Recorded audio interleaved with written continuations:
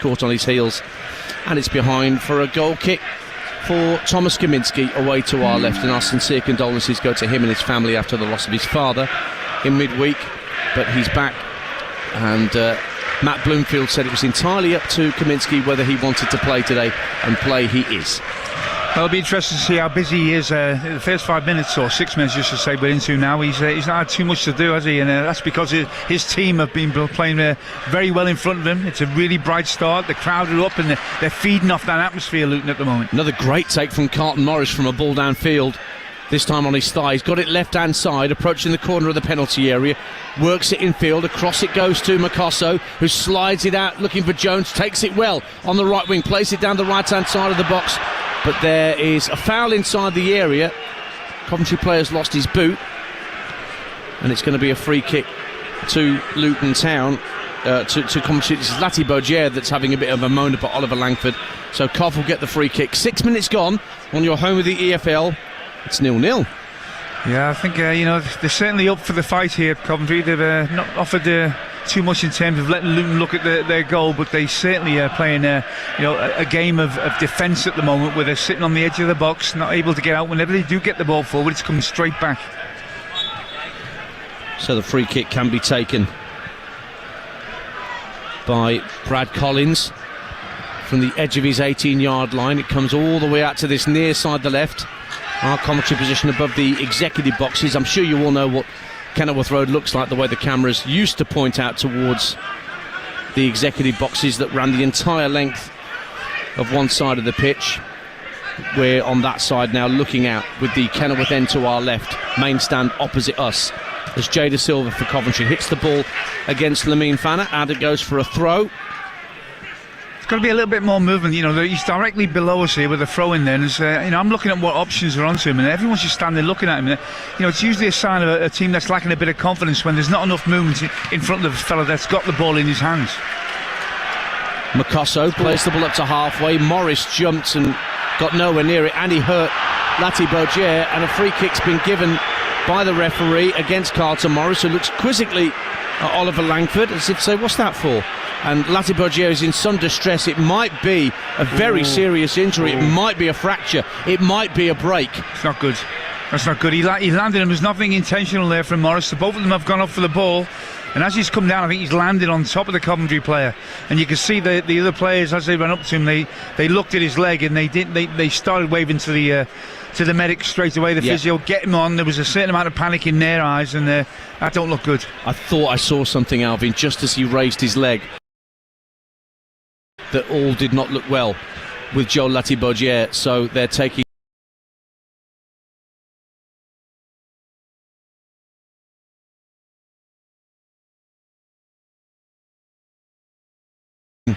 the very best care with him at this point. So it's 0-0 on TalkSport 2. We've played nearly 9 minutes. A reminder that there's other games going on today.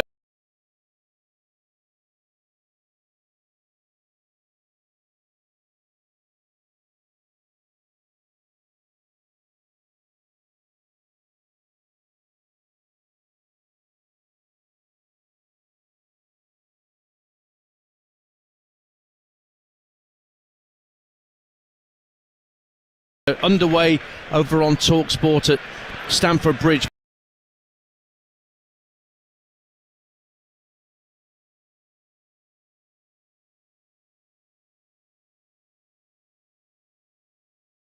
Between Chelsea and Everton. They're rushing the stretcher on straight away. Yeah, I think they're going to have to get a splint on him. This is not good. No, they're going to have to get a splint onto the left leg of Joel Latibier.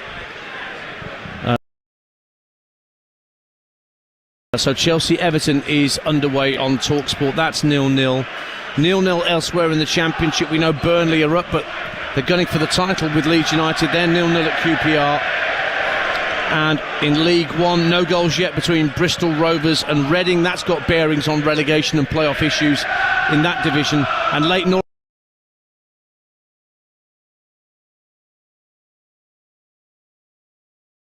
Orient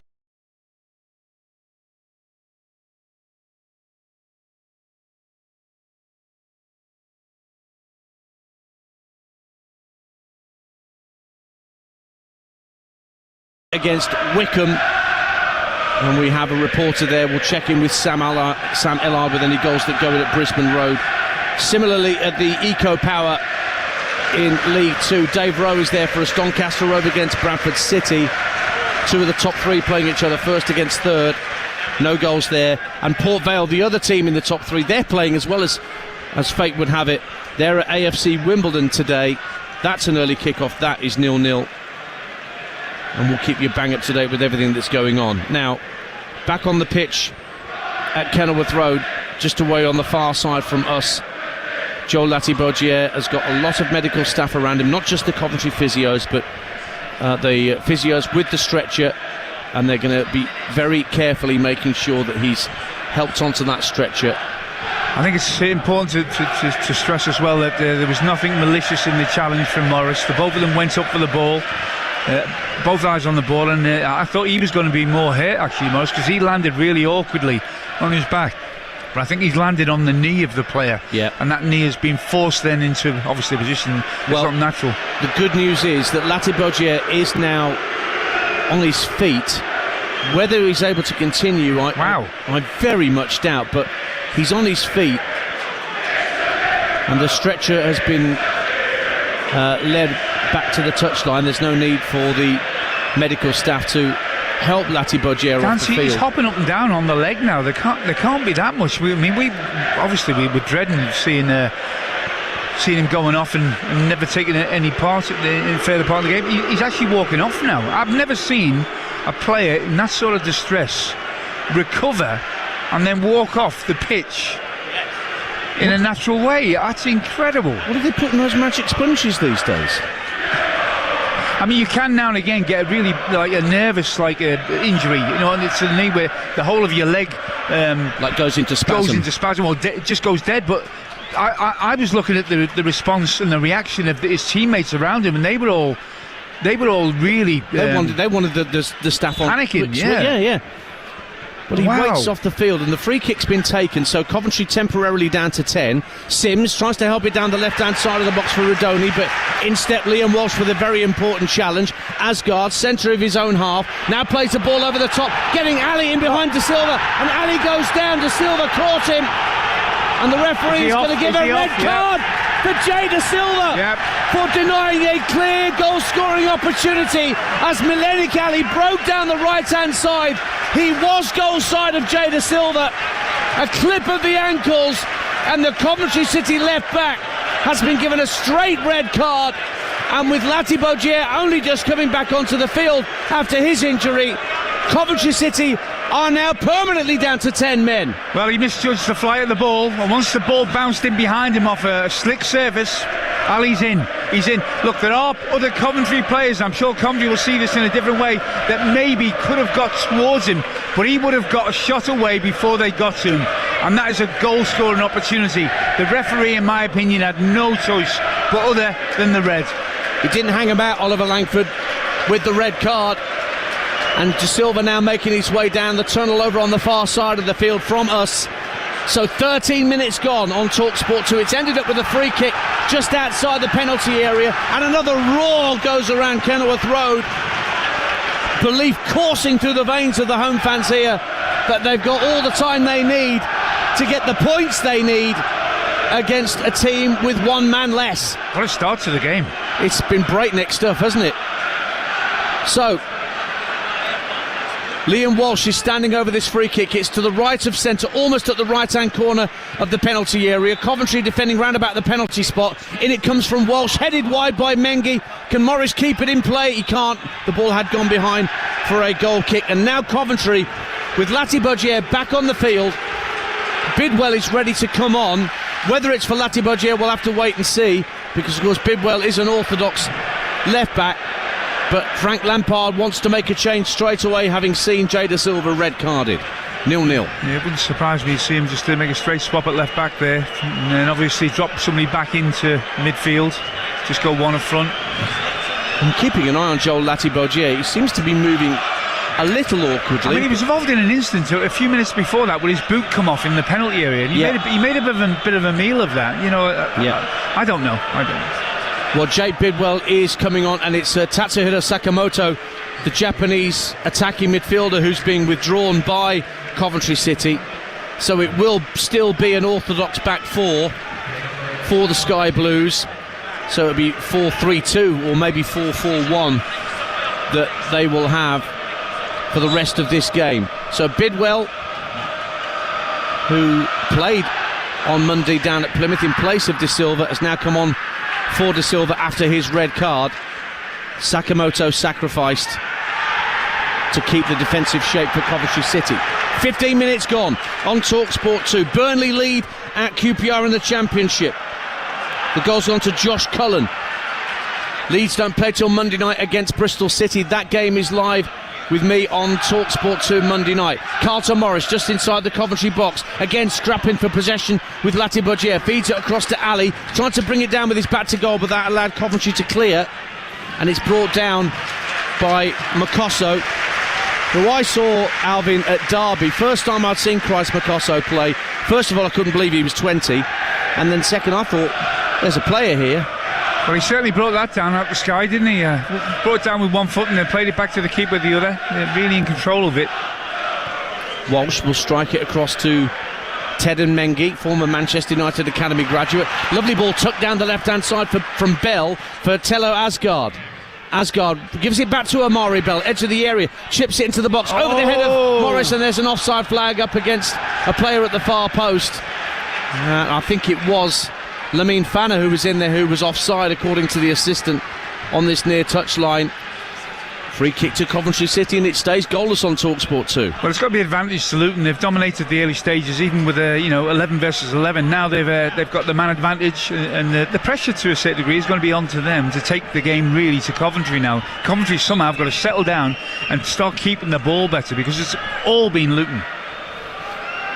Brad Collins with the free kick for Coventry inside his own penalty area, sends it into the Luton half. Sims flicks it on for the Sky Blues, but McGuinness is back to drive the ball back towards the halfway line. Bit of confusion between Grimes and Bidwell, and Walsh with a lovely first time ball down the right, trying to get Ali away. Kitchen gets in front of him, and this time Ali fouled the Coventry player rather than the other way round, and Coventry have a free kick. And of course the Coventry fans will be calling for red cards for everything from this point, because that's what football fans do, Alvin. Yeah. Well, Ali certainly on the right hand side has looked direct, hasn't he, for Luton. Got a lot of bit of pace, and obviously has played a part in getting the Coventry players sent off it because of that pace. He paid $1.5 million for him, didn't he? He had a slow start, but all of a sudden he's just starting to come into play now, come up with a couple of goals, and he certainly looked threatening down this right hand side. Watched him a couple of times at Exeter early in the season, Alvin, when I got to go to St James Park, and I was impressed with him. It did seem logical that somebody from higher up the food chain was going to try and snap him up, and it was Luton Town. And of course Millennium County won't want to play in League One next season.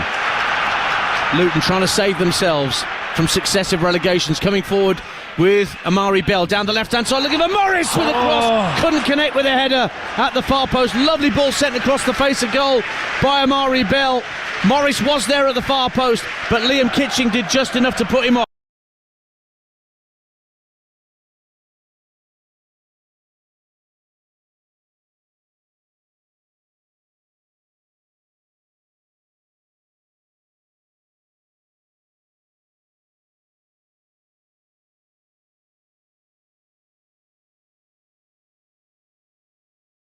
Absolutely, good defending by the centre half. He's got to really be strong there, do everything he can in terms of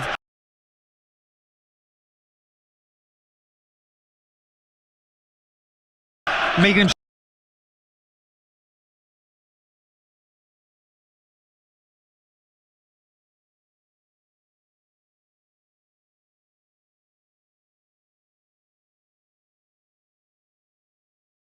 himself awkward for Morris, and Morris just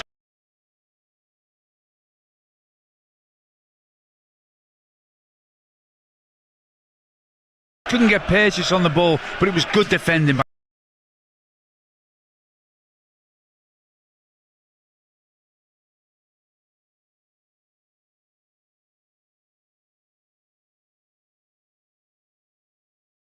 Kitchen. You're listening to Luton 0, Coventry 0 in the EFL Championship, live on TalkSport 2 with McDonald.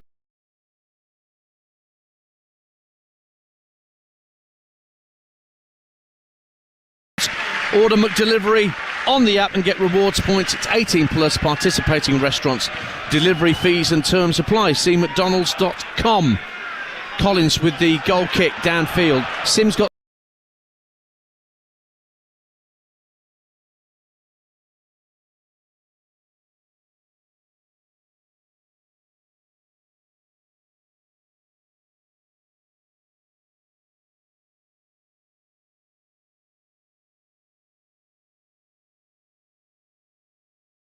something on it, drifts out to the Coventry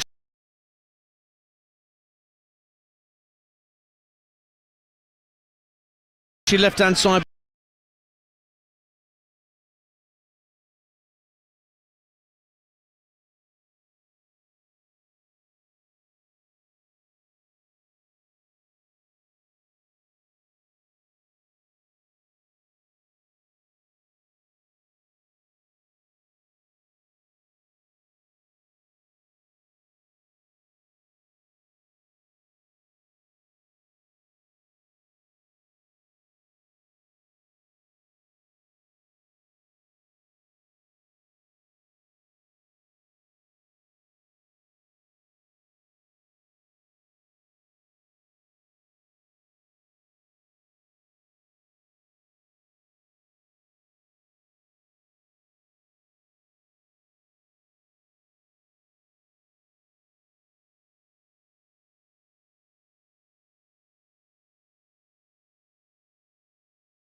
But Wright won't get there.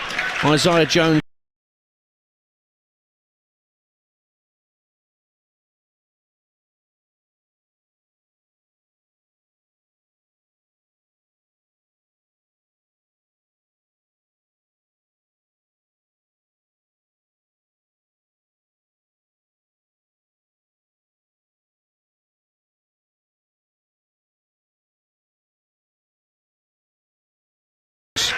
Will have the throw for Luton Town, who've only conceded 4 goals in their last 6 games. You can see why it's a really solid performance defensively. They've been encamped in the half of Coventry really for the first 18 minutes, haven't they? But whenever the ball has been won back by Coventry, they try to get it forward.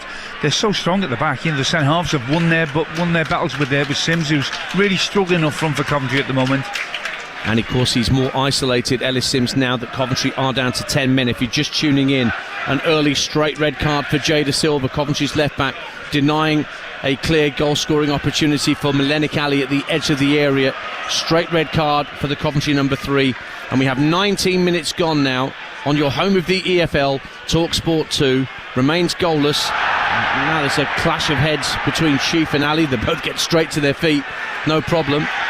And now Lamine Fana down the right hand side, looking to make a nuisance of himself. Cleared away downfield by Kitching, but straight onto the chest of McGuinness, and then Makosso strikes it back for Ted and Mengi, just in the centre circle for Luton Town.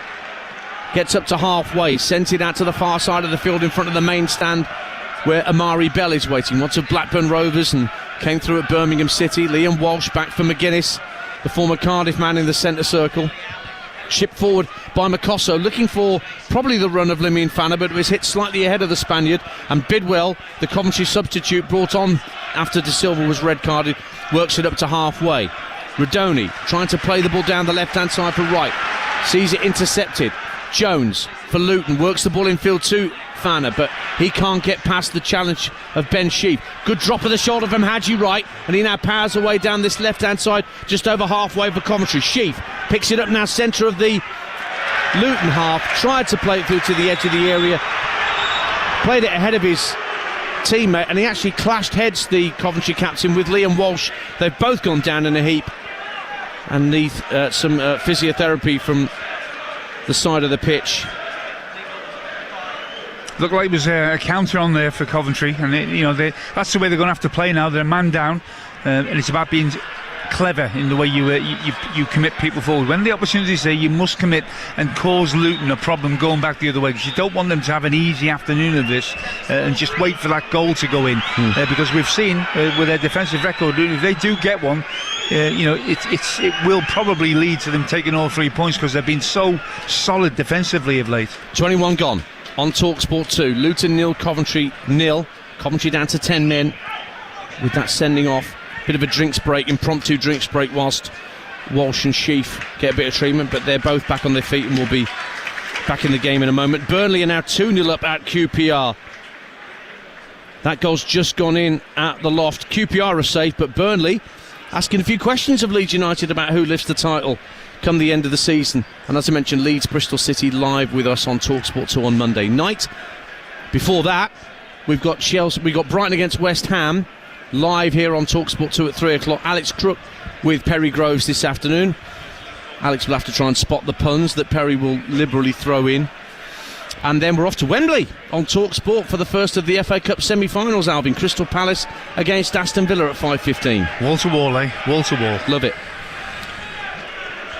Latest scores elsewhere. Live on TalkSport right now. Chelsea 0, Everton 0. Burnley 2-0 up at QPR. Give you the goal scorer in just a minute on that one. 0-0 here. No goals in League One, Bristol Rovers Reading and Leyton Orient Wickham. And no goals yet in League Two, with those top three sides all playing. Wimbledon 0, Port Vale 0, and the leaders Doncaster 0-0 with third place Bradford. Eastleigh 1-0 up at Woking in the National League today. And there's some right old scraps going on in the National League South. Loads of teams can win the title. Truro City, Torquay United, Worthing, Eastbourne. I think Dorking Wanderers are in with a shout as well. It's one hell of a day in that division. And Adrian Durham will take you around the grounds on TalkSport from 3. And he'll make sure you're bang up to date with all the promotion, relegation, playoff issues around the country throughout the leagues. Here's Tello Asgard for Luton at 0-0. Midway point of the first half. Does well to keep possession and work it out to Jones. Now Walsh drives the ball out to Amari Bell, left-hand side, up against Latibier. And the ball's going out of play for a Luton Town throw. I'm amazed Latibogier's still out there, but seems to be none the worse for wear now, Alvin Martin. I've been watching football for a long time, but I've never seen as rapid a recovery as that for a player during all of those years, whether I played or commentated. It's incredible. In the ball comes from Mengi, a dangerous ball into the box, but nobody really attacked it in Luton Orange, and it bounced away, and Collins knew it was going wide of his post. So it'll be another goal kick. I tell you what, if they end up winning or getting a result out of this game, Coventry, I wonder if the physio will get man of the match for Coventry. Could be your choice, Alvin, I don't know. Coventry were 2-0 down at home to Luton in the reverse fixture back in September. One heck of a fight back. Hadji Wright scored a stoppage time winner, ended up 3-2 to the Sky Blues. He's looked like, lively this afternoon on this left-hand side for Coventry, but he's the only real goal threat that's shown any semblance of trying to break the dominance of Luton. Well, 62 goals for Coventry this season, which is the fourth highest, but they've missed 80 big chances, as they're called, right, in the Championship. That's an awful lot. That is the highest in the Championship. 80 missed chances, big chances. Here's Asgard for Luton Town, who are the lowest scorers in the division. But they have a great chance to add to their goal tally with a man advantage as things stand for the rest of this game. Yeah, I think they'll be a little disappointed at Matt Bloomfield. The fact that they've got so much possession. They've played a lot of their football in and around the edge of the penalty area of Coventry, and not really threatened as much as he would have liked. I think they've had a couple of good crosses in there. They've looked likely, but they've defended him quite well, Coventry. So, that's certainly an improvement that the Luton manager will be looking at. Can we get a little bit more quality around the final third, whether that means somebody taking on a fullback and then whipping a ball in, or a better quality of cross? Makosso towered above Hadji Wright to win a header from Bidwell's throw for Coventry back into play, and Luton have worked the ball back to their goalkeeper Thomas Kaminski. You might remember being at Blackburn Rovers before he joined Luton Town. Liam Walsh on halfway again looks for Amari Bell, drives the ball out to Bell, and he brings the ball down neatly on his chest and works the ball back to Walsh in midfield, straight out to the left wing. Asgard onside, clips the ball into the area, put behind by Binks for Luton's first corner of the game at the Oak Road end. Yeah, they've got behind them quite a few times, and again, you've got to credit to Coventry. They've defended the cross in there. They're staying with their men, so it's not easy to pick out a Luton player if you are wide. But certainly, that was another decent bit of football by Luton. Corner taken short to Asgard. In the area, left-hand side, steps away from Sims, gives it back to Walsh, across the face of goal, and again it's cleared away, this time by Kitching at the near post. Out it goes to the left-hand side again. Walsh tosses the ball into the area, headed out this time by Sheaf, drops for Makosso. Plays the square ball across to his left for Walsh, teases it back out to Asgard left wing, down the left-hand side of the box. Another early cross, this time headed behind by Rudoni for another corner for Luton. If the game carries on like this, Dan, there's only one winner, isn't there? You know, they're totally dominating the Coventry. They're getting behind them at will. It's just that quality, as I just mentioned a few minutes ago. You know, they've got to get their head up and have a little bit more composure when they deliver the ball in. Zion Fleming, who got that second goal for Burnley, by the way. They're 2-0 up at Luton, at QPR, and are going 3 points clear of Leeds United, but their goal difference is very much inferior to Leeds. Walsh with a corner for Luton at 0-0 into the near post, headed out strongly by Kitching, but nobody forward for Coventry, as you might imagine, as they're down to 10. So Bell has all the time in the world to bring the ball down in the centre of the half, and now he's given it to Tello Asgard. Asgard making room for a shot, and it's just held by Collins. It was a weak shot. A lot of the venom was taken out of it as it left Asgard's boot, with Coventry players sliding in. Stays 0-0 on TalkSport 2, but it's intriguing stuff here. Yeah, they've tended not to have shots from long distances. That one there, that was a little bit weak, but I think maybe they've got to test the goalkeeper a little bit more. You know, they pass the ball wide. They're trying to get behind Coventry, and when they have done, they haven't come up with a delivery. So I think it's, you know, they're entitled to have a few more pops from long range. Certainly, when I say long range, 25, 20 yards away. Well, Makosso again in front of right to head the ball clear for Luton Town. Volleyed back into the Luton half by Binks, but Luton get it clear, and now Morris again wrestling with Latibier, and Latibier fouls him down the left-hand side. Free kick to Luton Town. Latibier gets a warning from the referee and nothing more. I think referees been good up to now, Dan. She's let the game flow. Maybe some referees would have got a card out there, but once you do get one out, you've got to start getting them out regularly. So I think he's made the right decision. He's given him a warning. Guarantee if he has another miscalculation in terms of his challenge, he will get a yellow card. But the referee, I like to see referees giving players the benefit of the doubt, let them know where they stand. He's only given one card out so far, but it was a big one. It was the red card to Jay Da Silva for denying Milenik Annie a clear goal-scoring opportunity just before the quarter-hour mark. So free kick for Luton Town in front of the Oak stand to our right. It's going to be Liam Walsh, right-footed, clipping it into the area to the far post, and it's headed behind by Binks. Makosso was right behind him. He couldn't take the risk that he wasn't there. So another corner to Luton Town, but this time on their right, where the Oak stand meets the Bobber stand. I think Frank Lampard will be pleased to see two of his players wanting to win that ball at the same time. It shows that there's a desire to get their head on balls in there. But look, I don't know how many balls they've had in the box here. They're totally dominating it. I've lost count of how many times that ball's been delivered in. At the moment, it's a blue head on it. So Walsh with a corner from the right-hand side in front of the Coventry fans in that Oak stand. And he's just having a word with the assistant whilst the referee is sorting out some pushing and shoving amongst the orange and sky blue shirts in and around the penalty spot. Now he blows his whistle and Walsh steps back from the ball, sends the ball to the far post, headed out by Binks to the edge of the area. Little deflection, takes it back into the box though. Ali with his back to goal finds Asgard, edge of the area, down the right hand side of the box for Liam Walsh. Walsh sizes up his options, plays it into McGuinness, who instinctively prodded the ball towards goal but kept out by Collins, and Coventry whacked the ball downfield. I don't know how it's still 0-0. 30 minutes gone. We've had a fair amount of time wasted by the injury, or the phantom injury, wasn't it?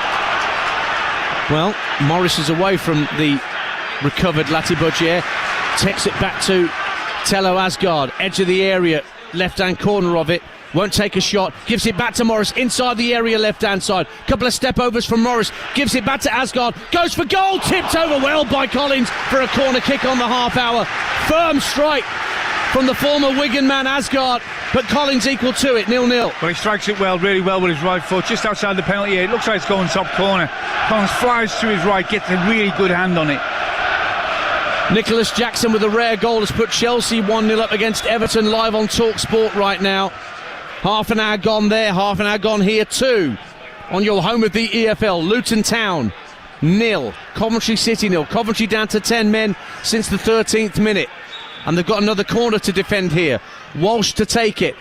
up to the far post, palmed away by Collins, not convincingly, picked up by Jones, lobs it to the far post, over the head of McGuinness, kept in play far side by Walsh at the dead ball line, back across the face of goal, and again nobody in Luton Orange can get a touch, and in the end it was turned behind by the knees of Carlton Morris, and Coventry get another goal kick out of this, 0-0. It's all hands to the pump, isn't it? I think you say they're knocking on the door, Luton. They're banging it down, trying to bang it down. I think Collins maybe should do better. He's pulled a great save off and conceded a corner, but the ball that comes in, really, he flaps at it. He's got to hold on to that, and relieve pressure on his team. Well, it's going to be a goal kick in the end for Coventry City. Brad Collins is only just now retrieving the ball. They've got 6 wins on the road this season, Coventry City. Their last win at Kenilworth Road was back in 2017 in the League 2 era for both these clubs, and there are no players involved today who were involved 8 years ago in that game. But just 24 points secured on the road out of their 66 in total. Keeping ahead of Middlesbrough today, they get the early dibs. Middlesbrough 3 points behind, go to home to Norwich at 3 o'clock this afternoon. Will Coventry be 4 points clear, 6 points clear, or 3? At the moment it's 4 clear, with the point they're picking up despite being down to 10 men. Liam Walsh for Luton sends the ball into the box. You can hear the Coventry fans to our right in the Oak Stand singing "Play Up Sky Blues," and they're going to have to play up for the rest of this game and be as tenacious as they've been, Alvin Martin, defensively to keep this scoreline. Well, you've got to give them credit. They've been together. They've been solid. They've competed when the ball's been delivered into the box, and they're down to that's why it's still 0-0. But I think also a part of that has been down to Luton. Their quality, as I said, has not been up to the required standard to open the score in this game. But you've got to give credit to Coventry. He'll be happy to get, I'm sure, to half-time 0-0, Frank Lampard, and then set them down. And discuss where they've got to go from here, because they've still got to offer a goal for it. They've got players out there that can still do that. You're a man down, fine.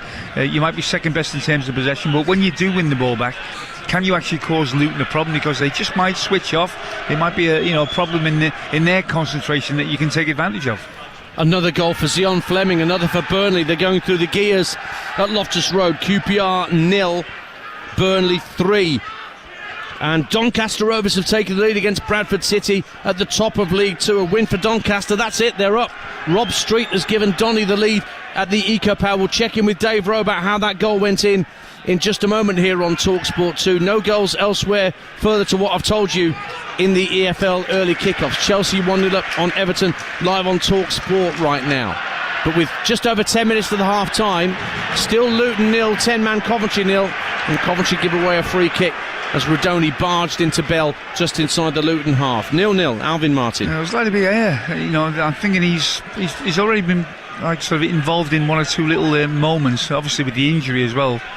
I think let's just say he's in the eye of the referee. I think the referee's keeping a close eye on him. I wouldn't be surprised to see him get a card, because he's been pushing and shoving and complaining about things. He's got anger issues, I think, thanks. Isaiah Jones works the ball into the edge of the area.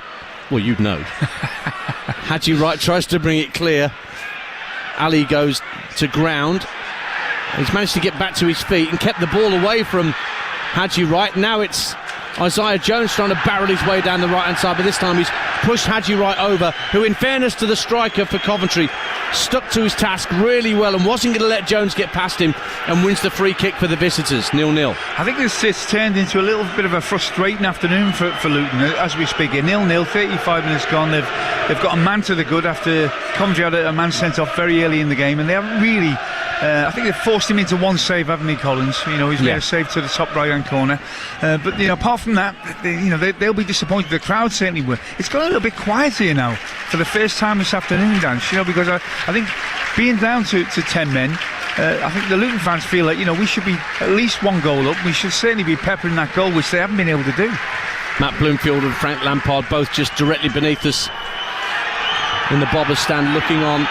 Matt Bloomfield was urging calm. He was doing the calm signal just after De Silva's red card, and it's been a bit frantic since then. But Luton desperate to get out of the bottom three. A point will take them out of the bottom three. for a few hours at least, and Hull Derby will take points off each other later. So Luton's destiny is still effectively in their own hands. Little back heel from Asgard trying to get Bellaway down the left hand side, but it's intercepted for Coventry by Rodoni, who's playing a lot deeper now. Normally expect to see Jack Rodoni much further down the field. Now Mengi being forced to run back towards his own 18-yard line for Luton Town, pressurised by Sims, but then turns away from Sims, and then McGuinness finds Makosso inside his own half. 0-0 on TalkSport 2. Let's hear about, we'll just see what this diagonal ball from Makosso brings. It's tucked back neatly by Latibier to his goalkeeper. Let's hear about that Doncaster opener at the Eco Power against Bradford City. TalkSport 2's Dave Rowe. Yeah, Doncaster lead 1-0 thanks to a goal by Rob Street here. It came from a set piece. Molyneux from the left hand side sent it in. Tom Anderson won the first header and Street was there to score. If it stays this way, Doncaster are heading up. Doncaster 1, Bradford 0. It's an extraordinary tale in League 2 where Walsall were 12 points clear in January, and as they look on today, they've got to wait until a little later to play Accrington Stanley. They are now 4th in the table and they won't be able to catch Doncaster. 74 points for Walsall, 81 as things stand for Donny. Port Vale still 0-0 with AFC Wimbledon at the moment. Chelsea 1-0 upon Everton. No goals in the 2 League 1 fixtures so far this afternoon, and no goals here either between Luton and 10-man Coventry. Burnley already 3-0 up at QPR with a brace for Zion Fleming. One ball downfield for Luton, looking to release Melenik Ali, and it's starting to get frustrating for Luton and the Coventry fans, despite the huge disappointment of seeing their left back Jada Silva sent off.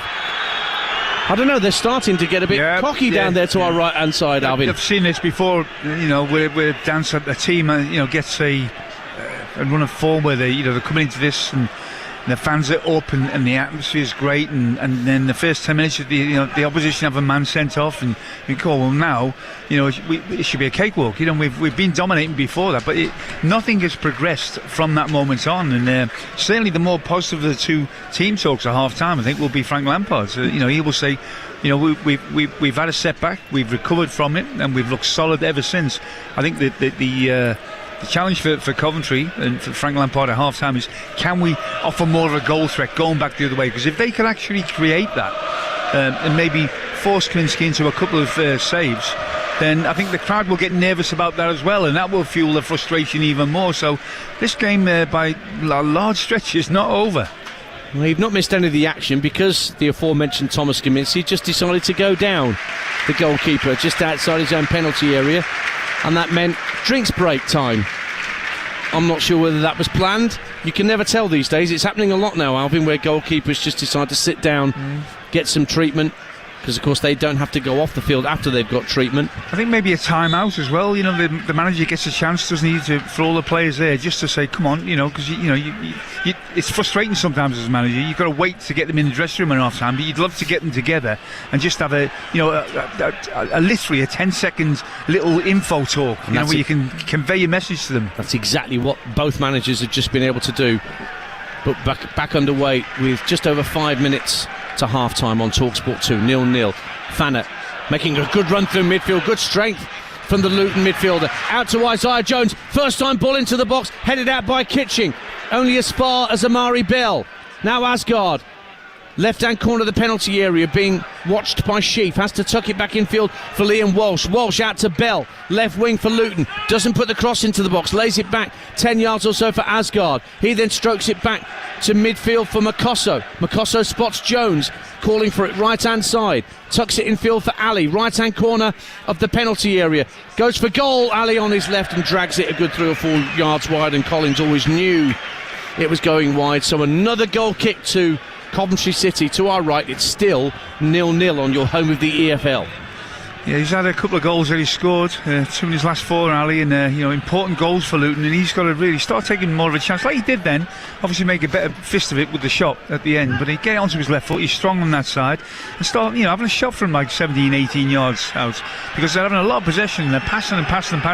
They seem really geared towards getting the ball behind Coventry, but whenever they have, you've still got to have a ball in the box that's got quality. You've got to have a runner that's willing to get in there. And at times, all I can see in there when they are delivering is Morris. I think they maybe have got the opportunity now, being a man to the good, to commit more bodies in their dance.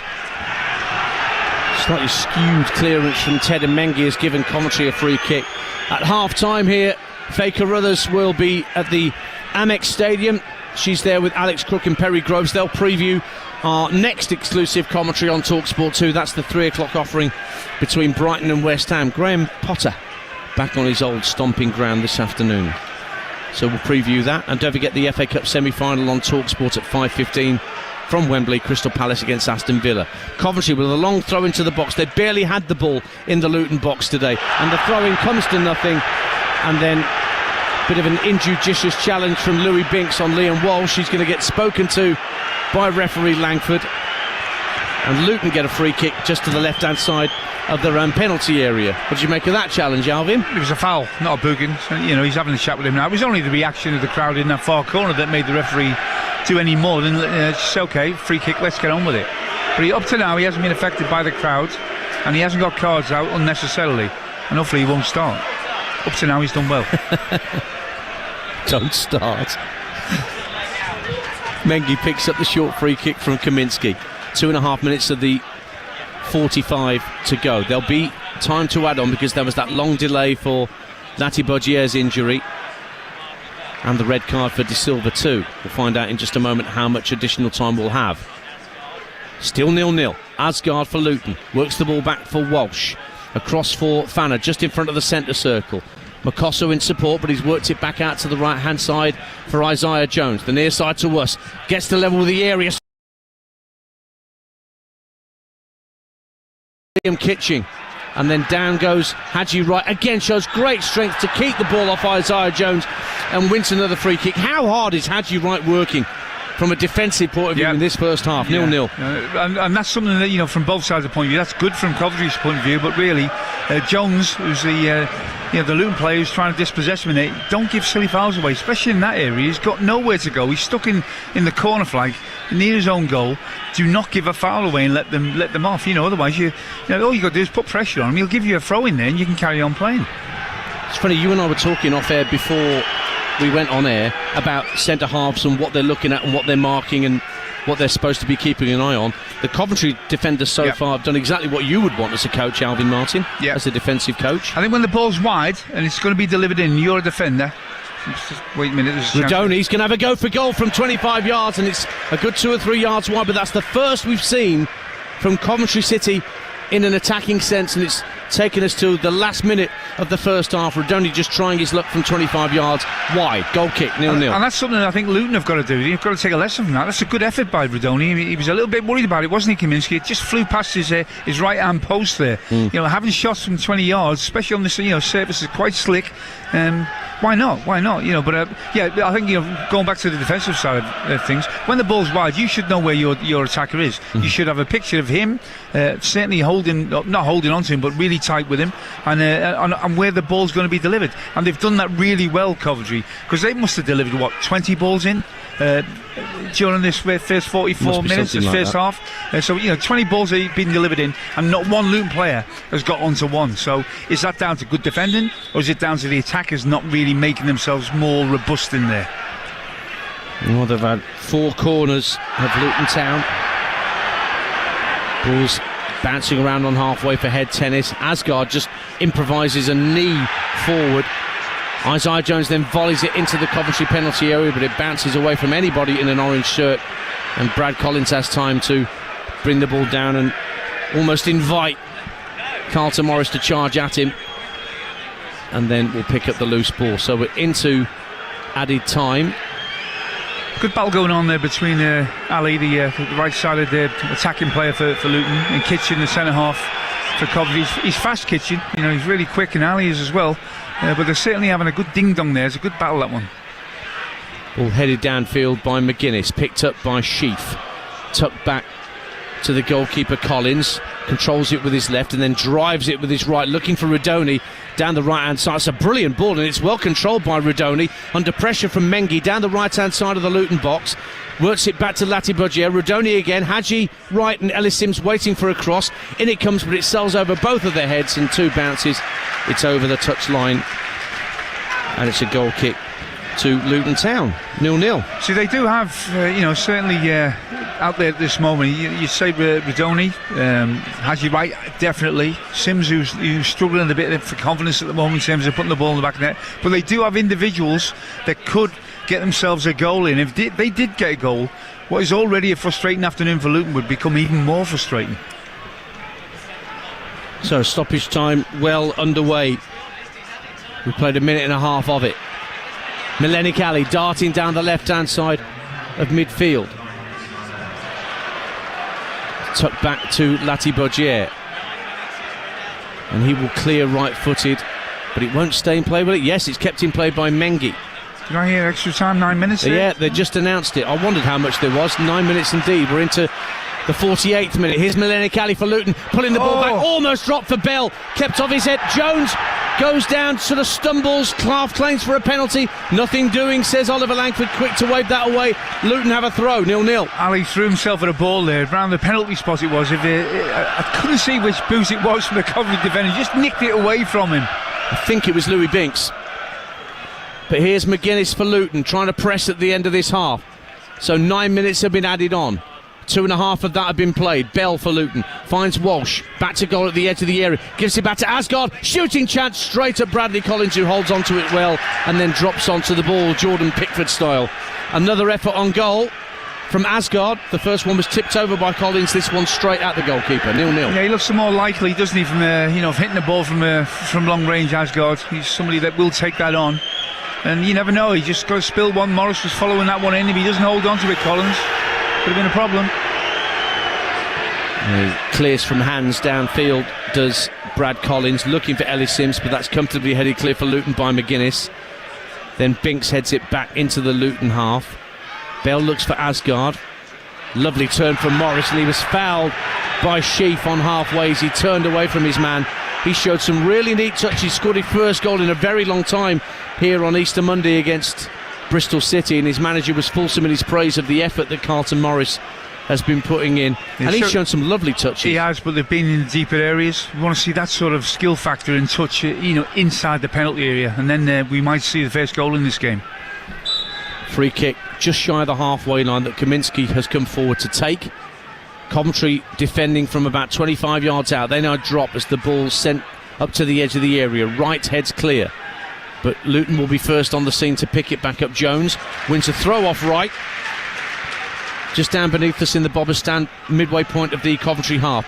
Thrown back from Jones to Walsh, who puts a diagonal ball into the box, headed away from Binks, just kept it away from Makosso, who was forward in the box. And then down the left-hand side of the box, there's going to be a yellow card here for a challenge by Louis Binks on Amari Bell.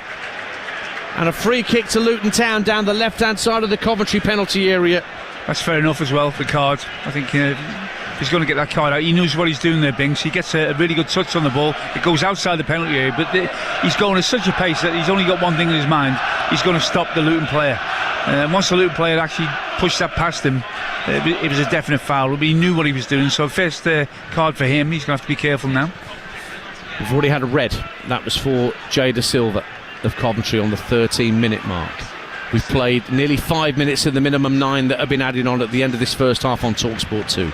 Luton 0, Coventry 0, but Luton have a free kick down the left-hand side of the box. Liam Walsh drives it into the near post. Up goes McGuinness, trying to get the head on it, but Bidwell got there first, heads it onto the corrugated iron roof above the Luton fans in that Oak stand, and it will be a corner kick where the Oak stand meets the main stand, 0-0. Just more movement in there, Dan. I'm looking at the Luton players. They're all standing around waiting for the ball to be delivered. You've got to be on the move. It's far too easy for Coventry players to hold on to them and keep them in their sights.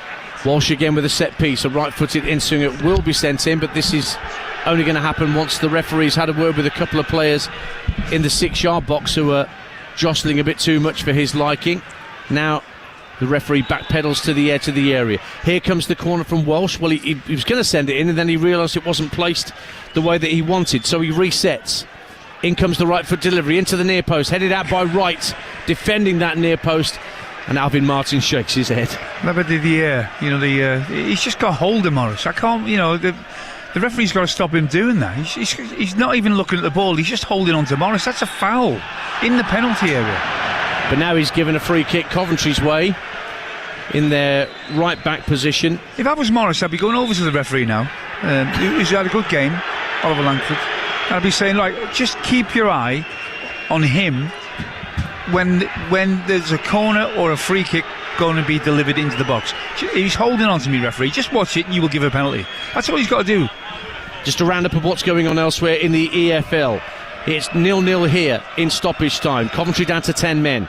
QPR 0, Burnley 3, 2 for Zion Fleming, as they go 3 points clear of Leeds, who play on Monday night on TalkSport 2. Bristol Rovers 0, Reading 0, and Leyton Orient 0, Wickham 0 in League 1.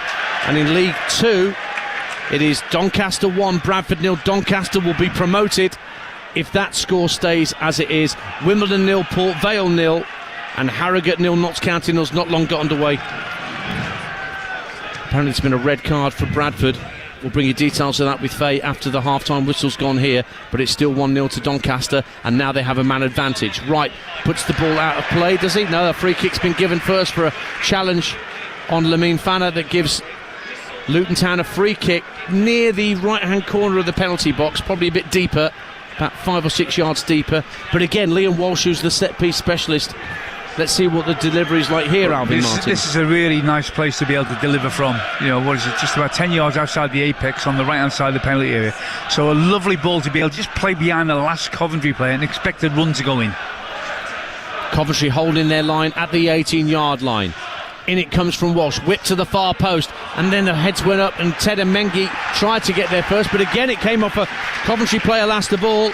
Corner given. Great ball in from Walsh, it really was right on the money, dance. And again, on that occasion I've got to give credit to Coventry. Asgard's taken the corner quickly, giving it to Walsh, left hand corner of the area, rolls it right for Lamine Fana, goes for goal, takes another deflection of a Coventry back and goes over the bar. That might have been destined for the top corner from the Spaniard. Stays out, corner 0-0. No doubt about it, that's going top corner. The deflection takes it way into safety.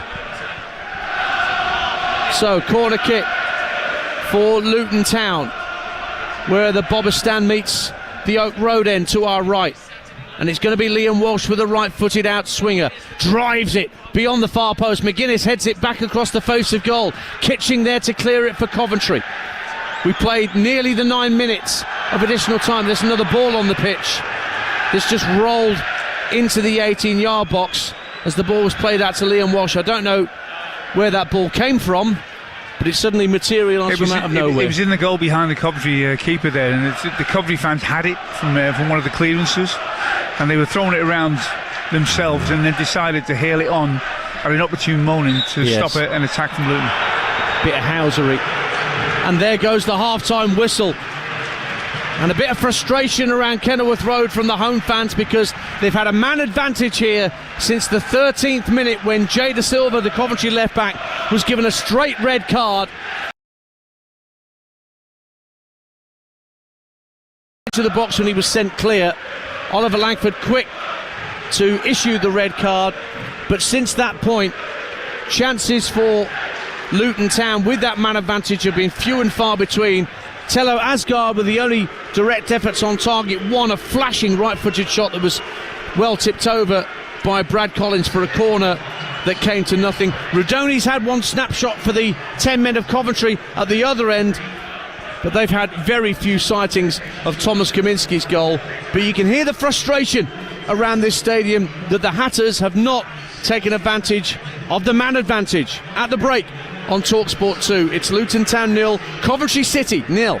They haven't, Alvin Martin, and I can understand that frustration for sure, but actually sometimes it's much harder playing against 10 players, because Coventry have defended really well against a Luton side that just cannot probe an opening at the minute.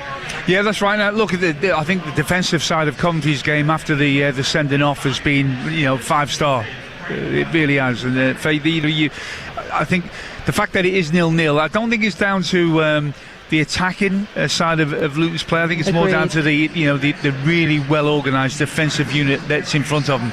Obviously a little bit of quality here, a little bit of quality there, maybe a little bit of luck even, Faye, because you do feel if they get a ricochet or a ball bounces down in the right area, they've had an element of luck in that respect, Coventry, and they do get on it before a Coventry player and get 1-0 up. Then what are Coventry going to do? They've got a real problem then, because they haven't really been an attacking force in any sense of the first 45 minutes in this game.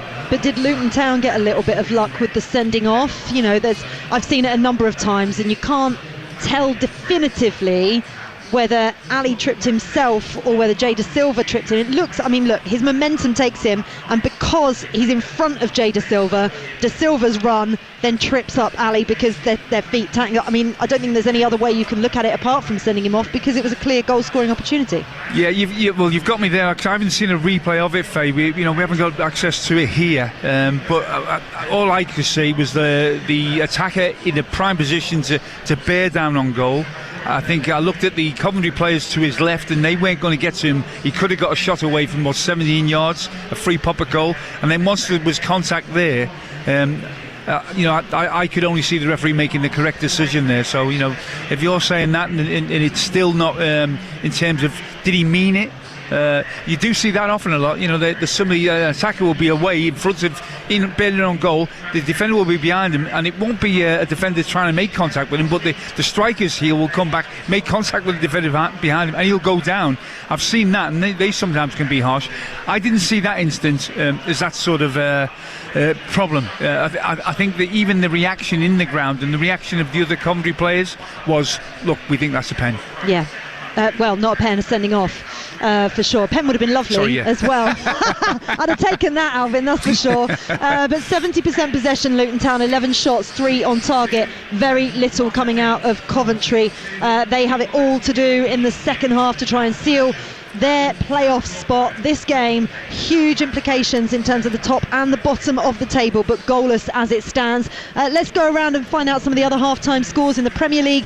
Live and exclusive game over on TalkSport right now. It's Chelsea 1, Everton 0. Nicholas Jackson with his first goal since December has put Chelsea up to 4th as it stands. In the Championship, Burnley really putting the pressure on Leeds in terms of looking to win the title. They're 3-0 up at half-time against QPR. A goal from Josh Cullen and 2 from Zian Fleming means that there is a fight on for this title. They're now on 97 points as it stands, 3 points clear of Leeds, who play playoff chasing Bristol City live on TalkSport 2 on Monday night. In League 1, Bristol Rovers 0, Reading 0 as it stands. Bristol Rovers, by the way, I need to remind you, if they win today, Cambridge will be relegated, but we shall see how that stands in another 45 minutes time or so. Leyton Orient 0, Wycombe Wanderers 0 again.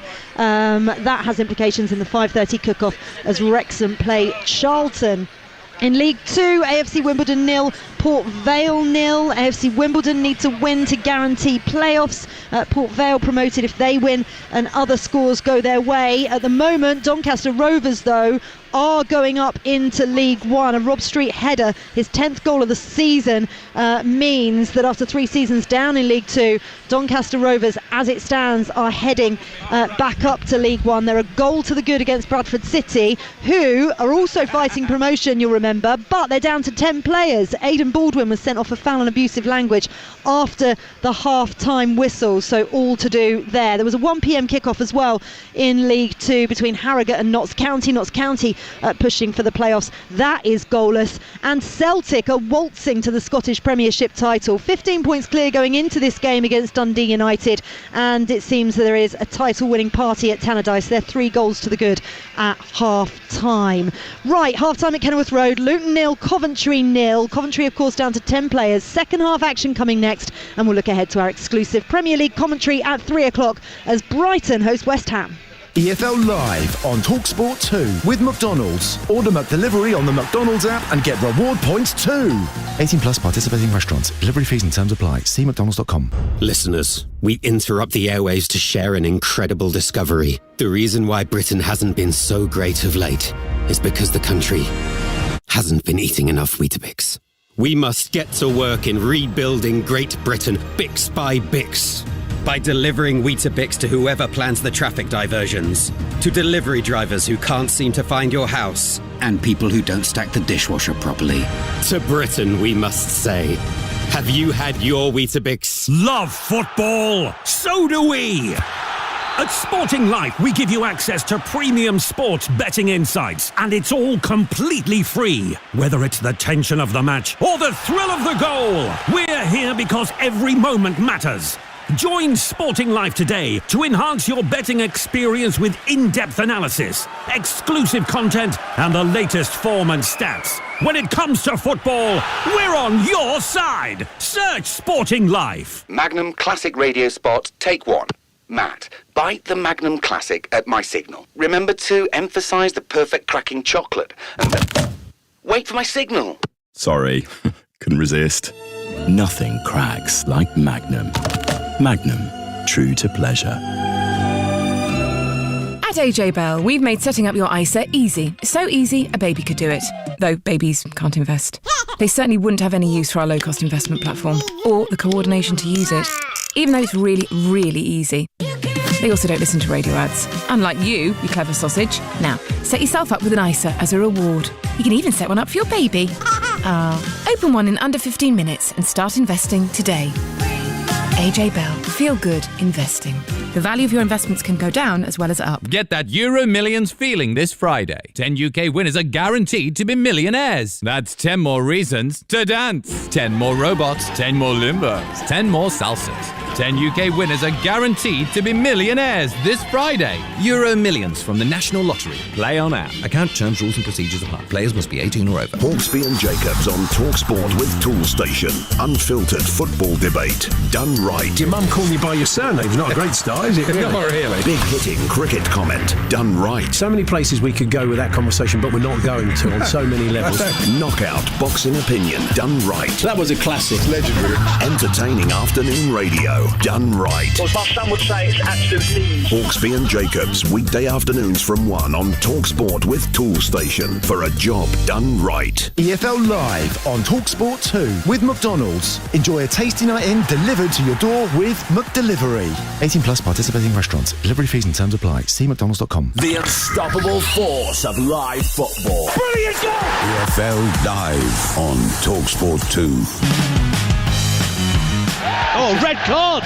He's given a straight red card to João Pedro for that clash with Nathan Collins off the ball. Can't give any comment about that. Does João have anything to say, or is he protesting his innocence? No, he felt sorry for the team and showed character. Brentford have romped in the end to a 4-2 victory against Brighton, who are now 6 without a win, and their European hopes are starting to fade. And there were boos at the full-time whistle. West Ham won, Southampton won, Ugachukwu scoring the Southampton equaliser. The fans will definitely turn, and rightly so, if at the start of next season it carries on like this, because this hasn't been good enough. And normally he can improve players, and I've not seen that since he's come in. I've been season ticket holder for 25 years, right? And me and my dad are seriously considering not going next year. When we have the ball, when we're trying to build attacks, be able to control the game through attacking football, we're not good enough at the moment. This is EFL Game Day Live on TalkSport 2. Faker Others with you this afternoon. We'll be back to Kenilworth Road very shortly for second half commentary of Luton against Coventry. Goalless there as it stands, but I'm here at the Amex ahead of our exclusive Premier League commentary kicking off at 3 o'clock. Brighton hosting West Ham. Delighted to say alongside me your commentary team of Alex Crook with his sharp new haircut and former Arsenal winger Perry Groves. How are you both?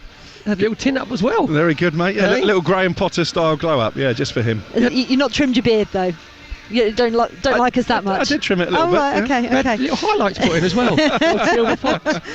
Right, Graham Potter is returning to his former side. You are, of course, referring to his glow up when he went to Chelsea. He's now at West Ham. Both sides, though, in a really poor run of form. Brighton's chance of European football. Perry, you and I were, well, as was Alex actually, doing reports on TalkSport at the G-Tech last week for their 4-2 defeat to Brentford. And I don't know what's quite going wrong for Brighton at the moment, but it seems that their poor run of form has come exactly at the wrong time if they want to be in Europe next year. Yeah, very much so. We saw the game against Brentford. They went 1-0 down, didn't they, very early, but then for the rest of that second half, I thought they were good. They controlled the game. Danny Welbeck gets equalised just before half time. Then you think they're going to go on, and they sat deep. And Fabian Hertzer, the manager, was saying that there's individual mistakes, but as a team, they're not in sync. So basically what it means is, going forward, they're relying on individuals. Defensively, we saw Lewis Dunk. He had more deflections than what Crookie has about Man United, didn't he? Just had little curveballs. And I think they've just had too many players whose form has just dropped away at the same time. And we forget this is a young manager who's actually learning his trade. You've got young players learning their trades and the young manager learning his trade. So he's, I read his programme notes, and he just said that he wants players to take more responsibility individually. So it'd be interesting today what happens at the back, because we know that Van Hecker's obviously concussion protocols, because he had the concussion last week. João Pedro is obviously suspended, so it'd be interesting to see who he brings in. And Crookie was saying, he's our South Coast expert, that maybe they might change the goalkeeper. Yeah, just some concerns, I think, about his recent form. We went through the 4 goals at Brentford, and maybe only the last one you could pin on the goalkeeper, but they do have Jason Steele pushing him, so it'd be interesting to see if Verbruggen does keep his place. I'm intrigued to see what they do at centre half, because Lewis Dunk had a really tough afternoon in West London. Van Hacker has been their best centre back this season. Obviously, as you mentioned, he's unavailable. But you talked about Graham Potter and his glow up. There's not much glowing at West Ham at this moment in time. 13 points from 13 games under Graham Potter. To put that into context, only the bottom 3 in the Premier League have taken fewer points in that time. Well, again, they're another team that are incredibly lucky that there are 3 very poor teams in the Premier League this season, that they're not fighting in a relegation battle. But I have to say, West Ham fans are very critical, aren't they? Whoever is in the dugout. And they wanted David Moyes out, effectively. Now they're thinking, actually, maybe that wasn't such a great idea. Well, what type of manager can come into West Ham and actually have an impact that, because I do think that Graham Potter is having an impact, but have an impact that pleases the fans? Yeah, but I think he's been really lucky that Manchester United and Spurs have been so poor. I think that's, again, taking the heat off of him. And I've seen probably the 2 best performances for away at Aston Villa, where they drew 1-1. They played 5 at the back and hit Aston Villa on the counter-attack. And unfortunately, I was at the Emirates when they won 1-0, and Jared Byron gets a brilliant goal from a Wan-Bissaka cross. Again, they were very, very good defensively, so I think it suits them when they haven't got a force time. Strange thing about Graham Potter is he's come out with a stat pack. When a manager's under pressure, when he starts reciting stats to you, and he's actually said defensively, under him, from the last 20 games under Lopetegui and last 20 games under David Moyes, they're actually better. They're only conceding the goal a game and conceding fewer shots. We all thought he wasn't going to West Ham and they would play expansive football, but that hasn't happened. So he's been very lucky. 1 in 6, so he's been very lucky about Man United and Spurs being so poor. That's twice, 3 times you've had a dig at Man United. Yeah, I'm sure there'll be more in commentary, Alex. Prepare yourself. That's coming up at 3 o'clock. We'll be building up from 2:30. It'll probably be just after 2:30, actually, because there was 9 minutes added on because of a big injury at Kenilworth Road. But the players are back out there. Luton against Coventry, a big 45 minutes for both these sides. Goalless at the break, but sit back and enjoy the second half in the company of former England defender Alvin Martin, alongside your commentator here on TalkSport 2, Ian Danter. Thank you, Faye. And there's a change at the start of the second half, not for Coventry down to 10 men, but for Luton. And Cal Naismith, who missed out on Easter Monday against his parent club, Bristol City, he's come on for Christ Makosso at half-time. That must be an injury to Makosso, the young centre-half for Luton Town, Alvin Martin. So Naismith, with all his experience, who would have felt unfortunate to have missed out against his parent club, he's back in the 11 on at half-time for Makosso. Yeah, but he was impressive in his last game. I think maybe they'll settle it down. They'll expect to dominate possession in the second half. It's what they make of that possession. That's where Naismith, I think, will be the key. Take more chances. If you lose the ball, it's not a big problem, because you've got the extra man. Back underway on TalkSport 2 at Kenilworth Road. Luton with a man advantage, and they're kicking towards the Kenilworth end to our left, the end that they love to attack in the second half, wearing their traditional orange shirts and socks with a little white vertical band down the left-hand side of those shirts, black shorts, and Coventry in sky blue shirts and socks and white shorts there, kicking towards the Oak Road end to our right. We're at the television gantry in the Bobbers stand looking across to our right.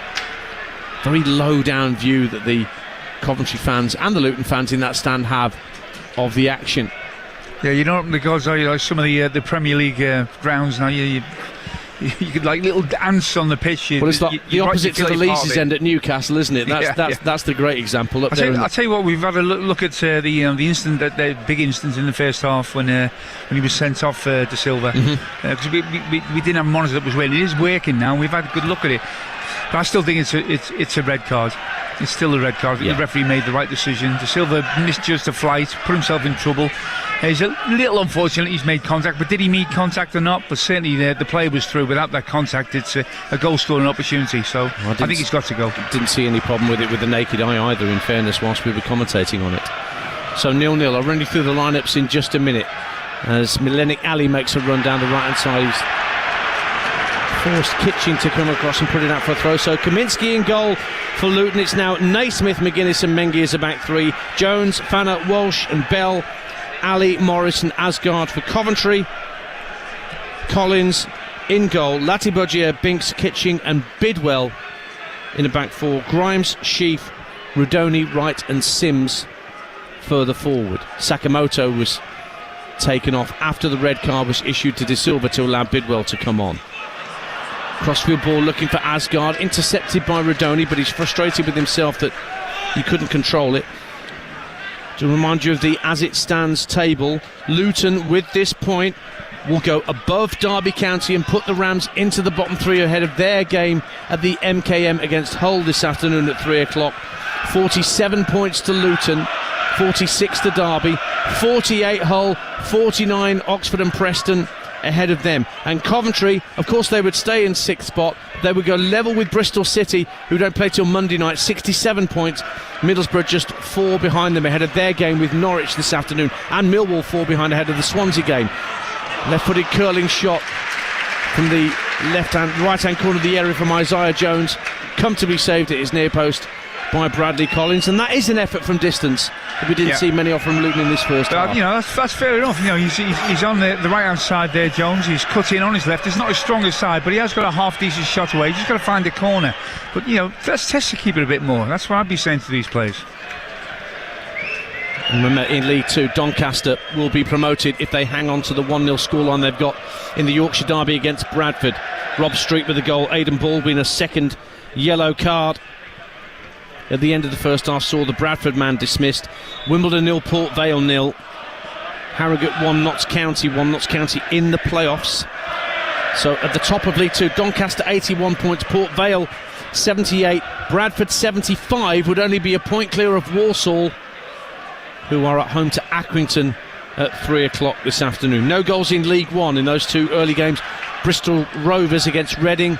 Rovers in the bottom four, Reading just outside the playoffs, and Leyton Orient in the playoffs 0. Wickham trying to get back above Wrexham 0, and that point that Wickham are getting is not enough to get them above the Dragons, with Wrexham playing against Charlton at tea time.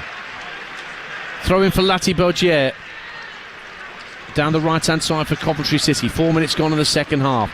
Bounces at the edge of the Luton box. Sims trying to protect the ball. Gets the ball around Liam Walsh. There were claims he was being dragged back by his shoulders by Coventry fans behind that goal to our right. Oliver Langford said no, and in the end it's a Coventry throw-in down this near side, the Bobber stand side. 0-0.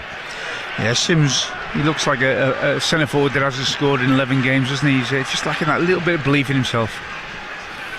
Yeah, he's furthest forward, right, playing a lot down the left-hand side for Coventry. Headed away from Morris from that Binks throw, but he will go out and play for another throw. A reminder that Burnley are already 3-0 up at QPR and going on to 97 points, 3 ahead of Leeds, but with an inferior goal difference.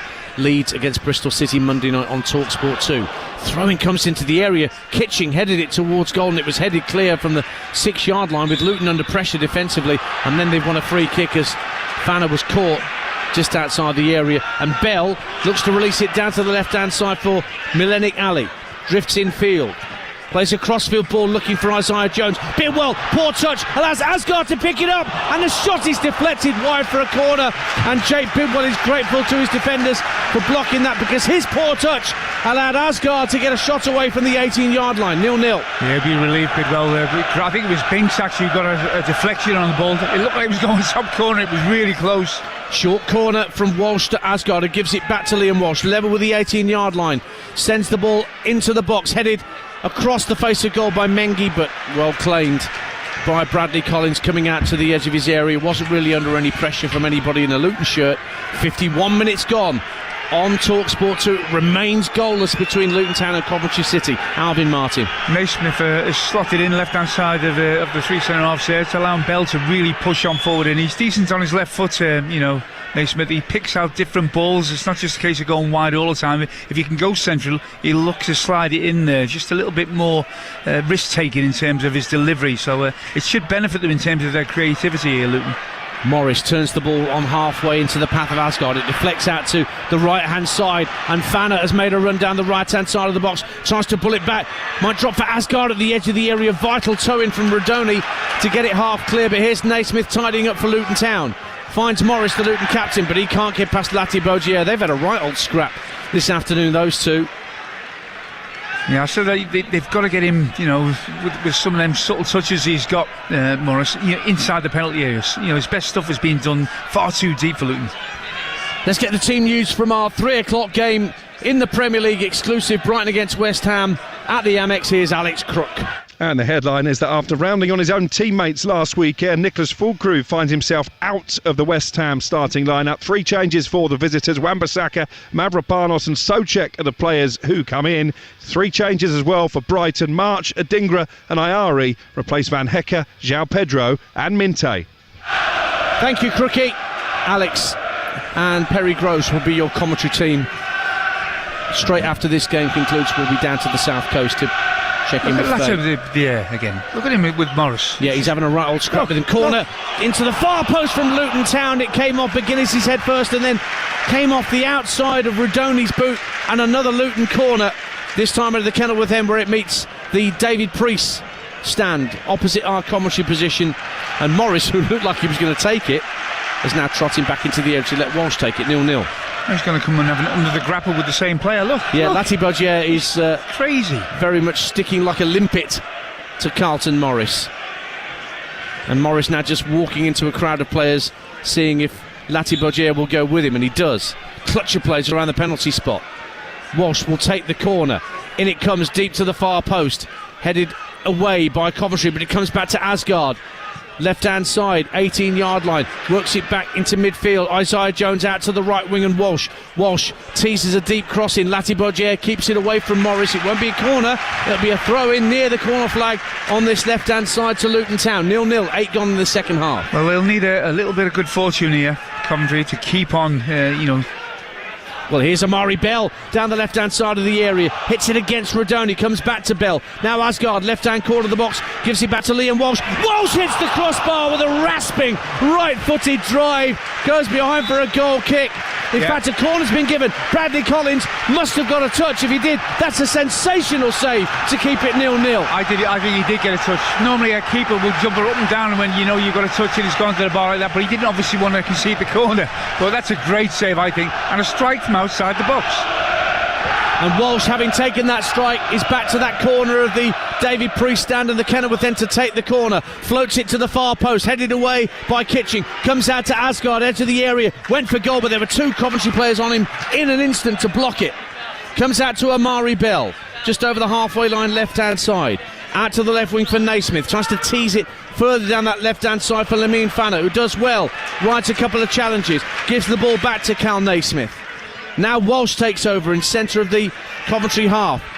Support from Asgard just next to him. Chips the ball into the area. McGuinness goes down under pressure from Kitching. No penalty, says the referee. The ball's back in the arms of Bradley Collins. 0-0. Absolutely right. Look, I've got to say as well that Kitching and Binks have been excellent in the centre of that defence for Coventry today. They really have been. The concentration's been 100% correct. They've obviously got to see it right through 90 minutes, but motivational from I think, from the two centre halves, and that grows a confidence around you. The rest of the team, even though you're a man down, you think, these two are up for it. 10 minutes gone in the second half on your home of the EFL. TalkSport 2.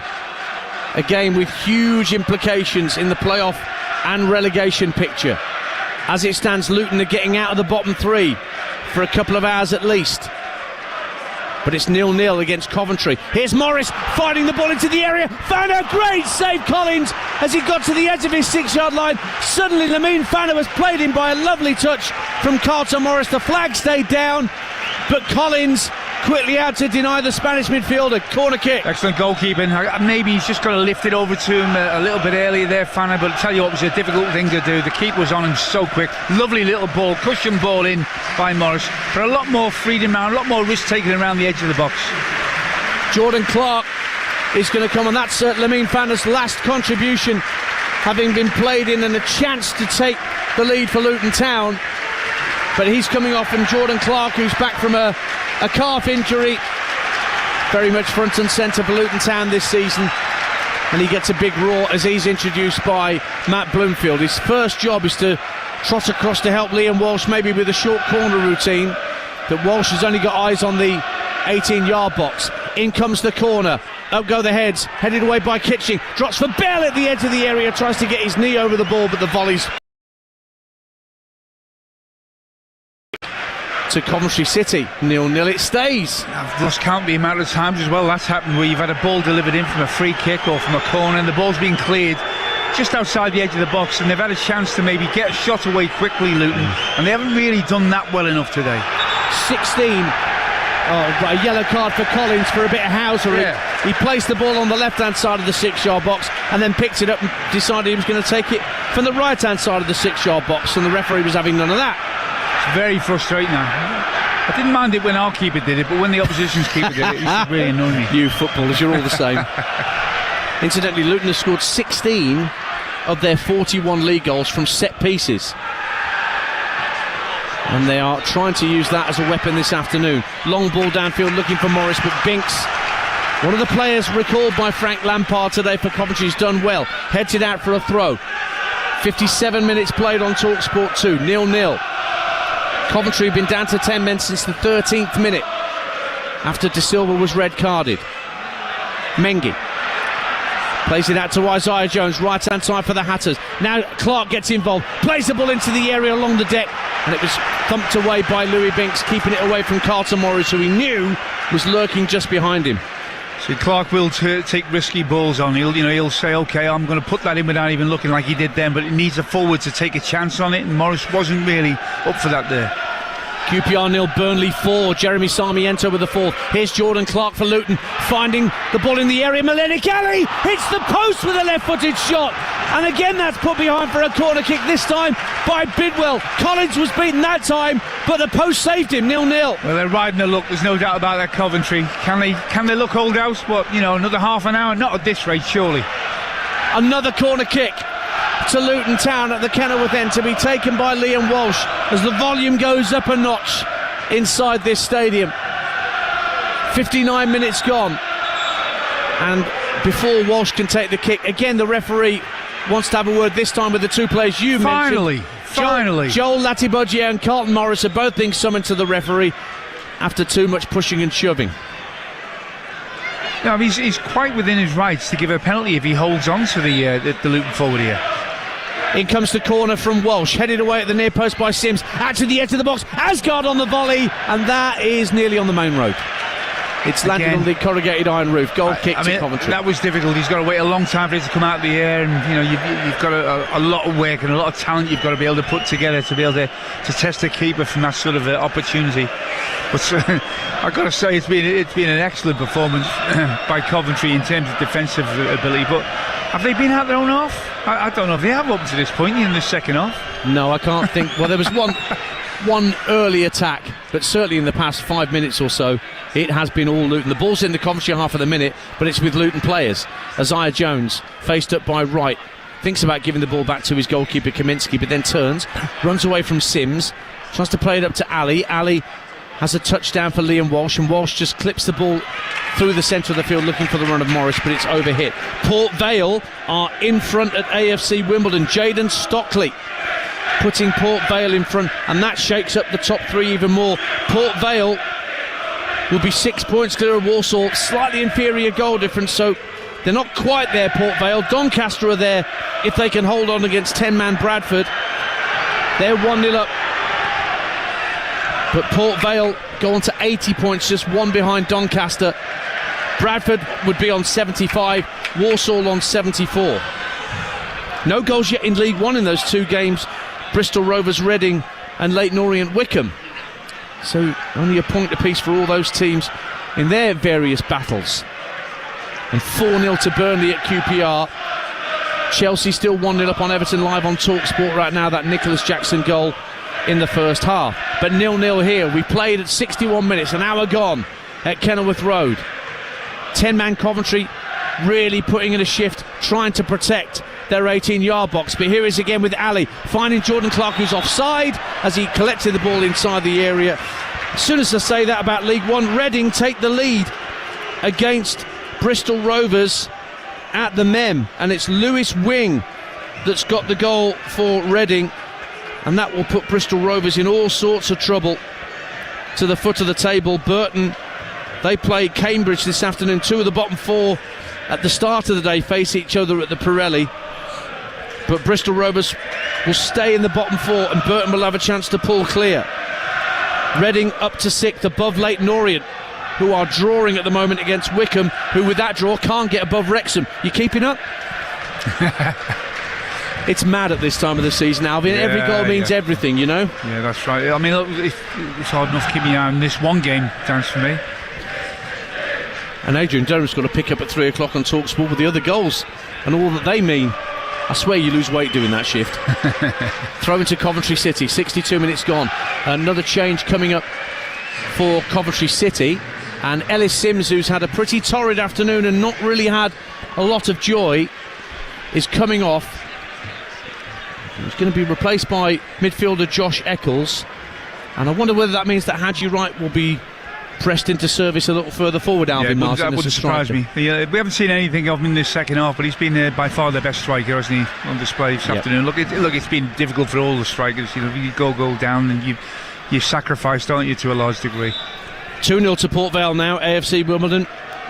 That's 2 goals in 3 minutes. Jaheim Headley with the second for the Valiants, who look like they're 1 foot in League One under Darren Moore, who's done such an excellent job there at Vale Park. 63 gone. Still a very tense Kenilworth Road here. Yeah, it's gone a little quiet.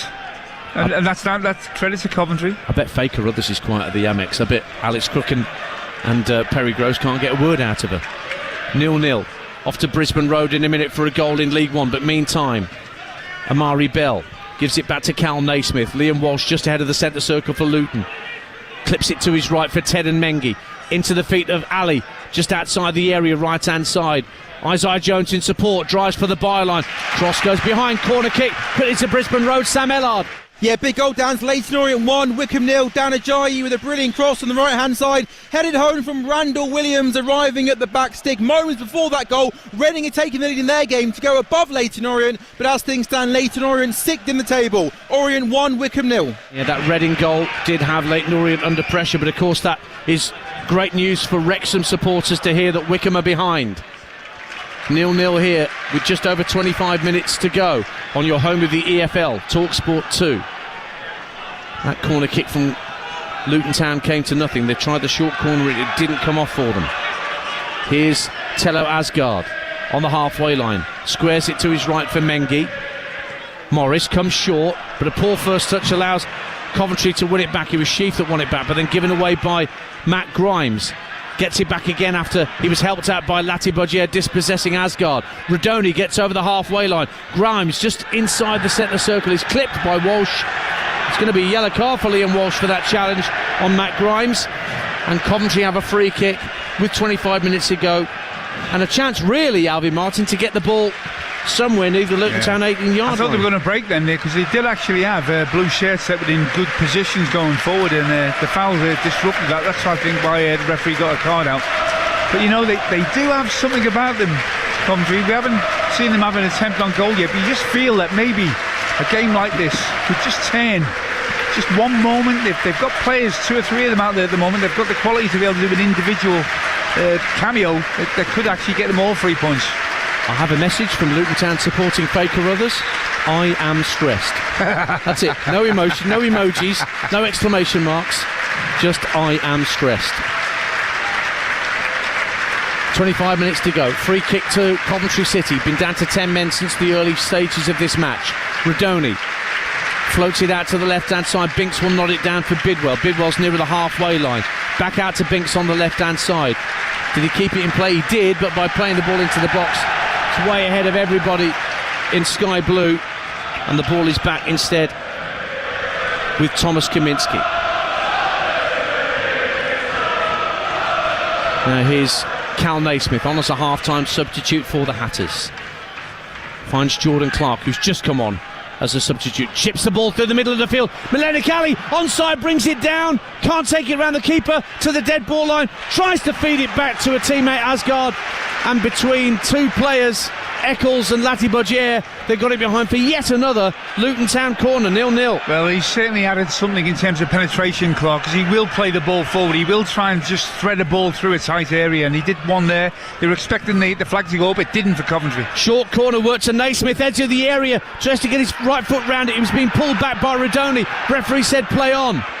Out to Isaiah Jones, loads to hit in the area from Isaiah Jones as he approaches the right-hand corner, but he's pushing in field, he's caught at the edge of the box, then goes down. The play's been brought back for the original challenge at the edge of the area rather than the second challenge. That the Walsh has gone. Another red card. Liam Walsh has been given a second yellow card for protesting too much. A straight red. I thought it was a second yellow because he's just been booked. Yeah, you're right. Yeah. But a straight red for Liam Walsh because he protested too much about the fact that Isaiah Jones was clipped at the edge of the area. Play was allowed to continue. Jones then went down inside the box and Oliver Langford blew for the first offence. And Liam Walsh was clearly complaining, saying, why haven't you given the penalty kick? We were playing on. But he protested too much, said too much.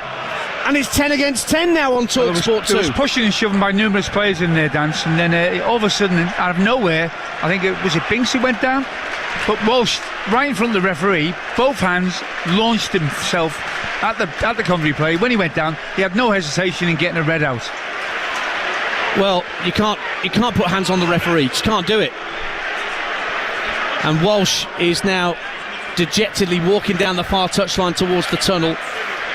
Just had a bit of a hug from his goalkeeper, Thomas Kaminski. But we've got a quarter of the game to go. Now it's 10 against 10.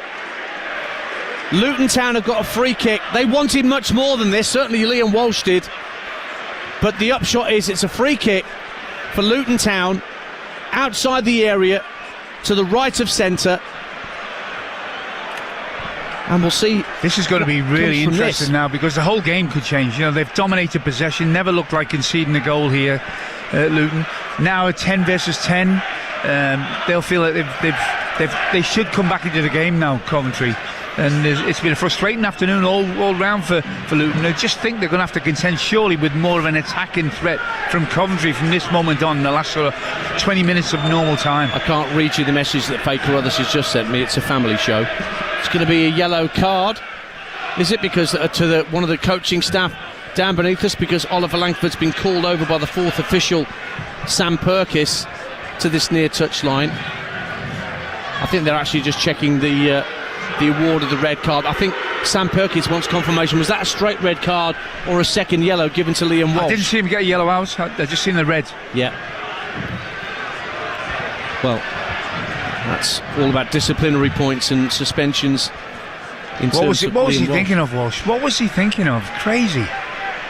Free kick then to Luton. They're only just spotting the ball down now, and Coventry will have to adjust their wall behind the vanishing spray that Oliver Langford is only now just spraying onto the pitch inside the area. It's a four-man Coventry wall. The ball's to the right of centre. It favours a left-footed strike. Naismith would therefore be favourite, but Tello Asgard is there as well.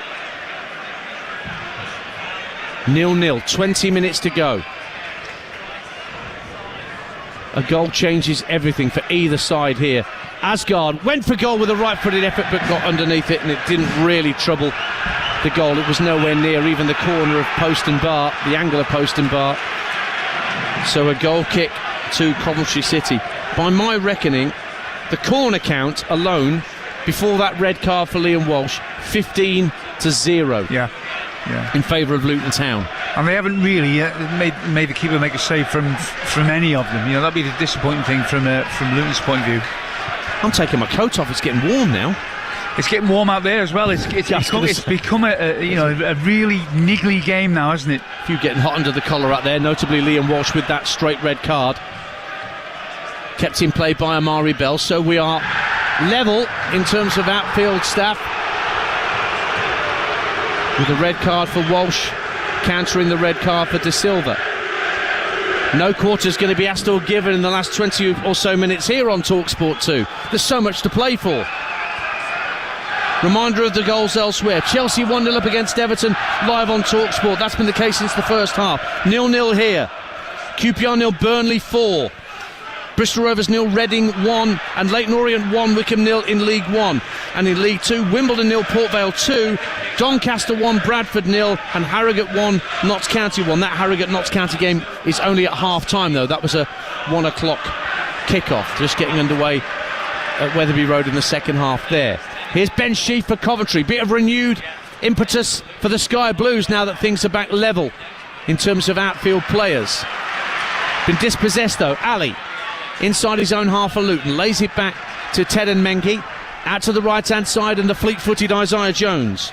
Jones gets up to the halfway line, but then plays the ball backwards to square to McGuinness. McGuinness to his right for Mengi once again, who looks up. Morris looking to run off the shoulder of Louis Binks, but the run's not spotted, and instead it's back with the Luton back three once again. Naismith into Asgard, quickly shifts it to Mengi once more, just shy of the halfway line on the right-hand side. Jones calling for it, but immediately closed down. But the ball's rolled into the feet of Milenik Ali. Poor touch from him, but Morris quickly onto the loose ball. And then Asgard spots Bell in space, left-hand side. Tries to put the ball into the area, wrapped his foot round it, but kicked it straight into the 6th row of the Kenilworth end. And it's a goal kick to Coventry City, 0-0 on TalkSport 2. Well, he was right below us there, and he had a great view of it, and it was pretty ugly, wasn't it? It was pretty ugly, but you can see what he was trying to do, wrap his left foot round, and he had Buddy's red shirts to aim for there, and it went way over. Yeah, it was Danteresque, that was, I'm telling you. You're listening to Luton 0, Coventry 0 in the EFL Championship live on TalkSport 2 with McDonald's. Order McDelivery on the app and get rewards points. 18 plus participating restaurants. Delivery fees and terms apply. See mcdonalds.com. The wahey you just heard was for Brad Collins' goal kick for Coventry that sailed out on the halfway line on this near side for a Luton throw, which they've taken quickly. And Coventry win possession back. Latibier just rolls the ball away from the attentions of Amari Bell. Grimes calmly back to Kitching. Kitching drives the ball out to the left-hand side, and Jake Bidwell. Now it's with Sheaf. Grimes on halfway for the Sky Blues. Sheaf again down that far left-hand side, being faced up by Ali. Grimes picks it up once more. Matt Bloomfield hasn't made a change since Liam Walsh got his marching orders. There's anxiety all round this stadium. You can feel it. Cut it with a knife. Yeah. A goal in this game, either way, is so important. Binks spots the run down the left-hand side of Eccles, who brings the ball down on his chest. Bidwell's gone ahead of him, but it's worked into the box early, headed away by McGuinness. Wright was lurking if he hadn't got there. Milenik Ali puts himself about inside his own half and wins the ball back for Luton Town.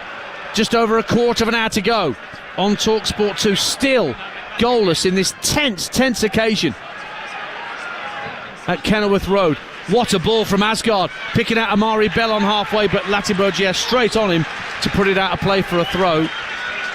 And Matt Bloomfield, I think, has seen enough, and I think there's some substitutions being called for from those that are warming up just down beneath us. Meantime, Jack Radoni wins a throw off Amari Bell, and they're taking the throw quickly. Sheaf along the halfway line to Grimes, back into his own half.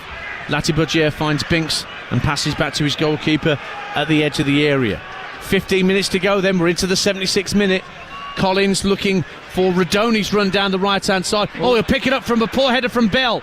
Rodoni trying to get past Amari Bell into the area, still got it, Rodoni, but then runs into Naismith, who gets it half clear. Then it's worked back out to the right-hand side for Latibier. Tosses the ball into the area, just over the head of Wright. Bounces away from Mengi as well. Jones runs into Eccles, who tries to win the corner kick and has done for Coventry City at the Oak Road end. 0-0, and this could go either way at this point. Wow, yes, it is on a knife edge. You know, you wouldn't back against either, taking all 3 points at this moment in time. But certainly a more even game is on display now. It was all Luton since the sending off, the early sending off in the first half. Have dominated possession, cross after cross, shot after shot. Still 0-0, and now Coventry are showing their teeth a little more. Yeah, Rodoni playing a little bit further forward, a bit freed up by the fact that we're back to even numbers. It's 10 against 10, remember. Rodoni's going to spot the corner down where the main stand meets the Oak Road stand. Down to our far right-hand side. Left-footed delivery to come from the former Huddersfield man. Shandon Baptiste ready to come on for Luton Town in just a moment. 0-0. Rodoni raises his right arm. Left-footed, drives the ball in. Up go the heads, headed clear by Morris. Inside his own 6-yard box. Bidwell lofts it back into the Luton penalty area. Morris there again. This time to head clear. Ali will try and get after it, but it's hit against him by Eccles. Throw into Coventry City, and this will allow the change to be made for Luton Town, and it's Amari Bell who's being taken off to allow Shandon Baptiste, who I remember coming through at Oxford United, getting the chance to come on and see what he can do for the last 13 minutes of normal time here on TalkSport 2, your home of the EFL. Luton Town 0, Coventry City 0. Yeah, Bell's had a lot of ball on this left-hand side here. It hasn't really come up with the delivery that they need to get an opening goal in this game. Still 0-0, 77 minutes gone. Anyone's game. Well, it looks like Milenik Ali's going to drift out to the left-hand side for Luton now, because Baptiste is a central midfielder. Coventry in possession. Down the left-hand side with Eccles. Rolls the ball back 5 yards or so for Sheaf. Then further back for Kitching. Just ahead of the halfway line. Driven out looking for Rodoni on this near side, but the ball was hit too hard for him. He just couldn't bring the ball down. It skimmed off his head in the end for a throw into Luton Town. And once again, everybody just draws breath inside the stadium. Alvin Martin just contemplates what's likely to happen in the last 12 minutes or so. And we haven't got the dog in the fight. We haven't got a dog in the fight. No, we haven't. No, but you know, it's intriguing. It just looks like it's got a twist, this game. Don't forget, straight off to the Amex once we're done here. Alex Crook and Perry Groves will bring you commentary on Brighton and Hove Albion against West Ham United as Graham Potter heads back to one of his old clubs. And then the FA Cup semi-final, the first of the two this weekend. We've got Nottingham Forest, Manchester City tomorrow afternoon on TalkSport. But at tea time, 5:15, Palace against Aston Villa. Sam Matterface and Dean Ashton will be your commentary team at Wembley for that one. But still plenty of time to go here at Kenilworth Road. 11.5 minutes of normal time to be precise. Collins for Coventry swings the ball downfield, asking Eccles to give chase, but it was just too long and too straight, and the ball drifts behind for a goal kick to Luton Town. And Thomas Kaminski, as you might imagine, is getting on with it. I'll tell you the save from Collins, you know, that not everyone spotted, Dance, but it was a tremendous save, wasn't it? He's got a slight touch on it onto the bar. Rodoni gets the ball into the box. It just evades Sheaf at the near post, who was trying to hang out a right leg. Luton get it clear. Morris brings the ball down really neatly on halfway. Oh, he tried to tuck it back to Ali, but he only found Jack Rodoni. Rodoni now attacking the right-hand corner of the area for Coventry City. Rolls it back to the 18-yard line. Bidwell finds Eccles. Bidwell's continued to run out to the left-hand side. He's given the ball by Eccles. Doesn't put the ball in the area. Gives it back to Sheaf. Now Grimes 30 yards out. Gets his head up. Squares it to his right for Liam Kitching. Back for Grimes once more. He'll just toss the ball into the air looking for Rodoni. The heads go up. It came off Carl Naismith's arm. His arms were above his head, but no penalty given, says Oliver Langford. Not for me, but look, they're looking much more of a threat now, Coventry, asking questions. Bidwell down the left-hand side for Josh Eccles. Once again, Bidwell on the overlap, gets to the dead ball line, pulls the ball back. Naismith heads out to the edge of the area, brought down by Latibier. It's now broken for Jack Rodoni. Lofts the ball back into the area. Hadji right with a header, but it comes more off his shoulder than his head and goes behind for a Luton goal kick. And once again, everybody sucks in some oxygen and prepares for the last 10 minutes on TalkSport 2, 0-0. Neither team knows really, whether to attack or not. 10 versus 10 this game is. It's 0-0 coming into the last 10 minutes of normal time. How many risks do you take? How desperate are you to score? Obviously, both are desperate for 3 points, but you don't want to lose the 1 point either. As it stands, Luton are out of the bottom 3. Coventry have gone level on points with Bristol City, but the incentive is there, of course, with only a point for either side. For all the teams I mentioned at the start of our commentary, the likes of Middlesbrough, Millwall, Hull, Derby, Stoke, Preston, Plymouth even, to try and rein in the 2 teams that are playing out here this afternoon. Luton have the ball just shy of the halfway line with Jordan Clark. Drives the ball out to Ali. Good ball. Ali's got Latibier isolated as he gets to the left-hand corner of the area. Jinks inside Latibier for a moment, then goes on his outside, driving for the byline, across the face of goal and turned behind by Binks for a 16th corner of the game to Luton Town, 0-0. Again, it was Clark who played a ball that was forward in between players, and it just adds a little dimension of creativity and a cutting edge to what Luton have got in terms of their approach play. He's certainly improved that in this second half. Clark will have the corner just down to our left where the Bobberstan meets the Kenilworth end. Right-footed drive across the face of goal, headed out really well by Jack Rodoni, or Kitching rather, defending on his 6-yard line. But Asgard has it back right-hand side for Luton, sends the ball into the box. Awkward cross, but it was well cleared by Bidwell.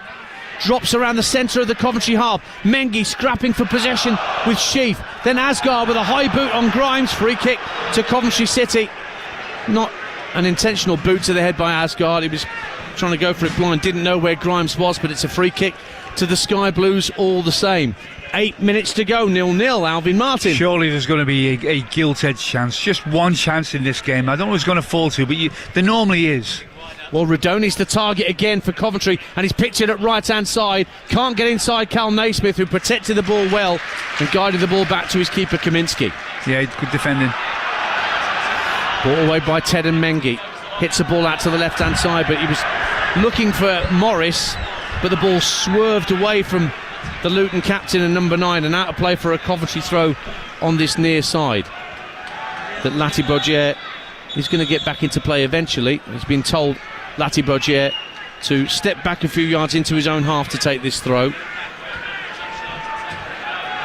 And Brandon Thomas-Asante down there's really getting involved. He's one of the unused Coventry substitutes, but he's fully invested in this game, as we all are here at Kenilworth Road.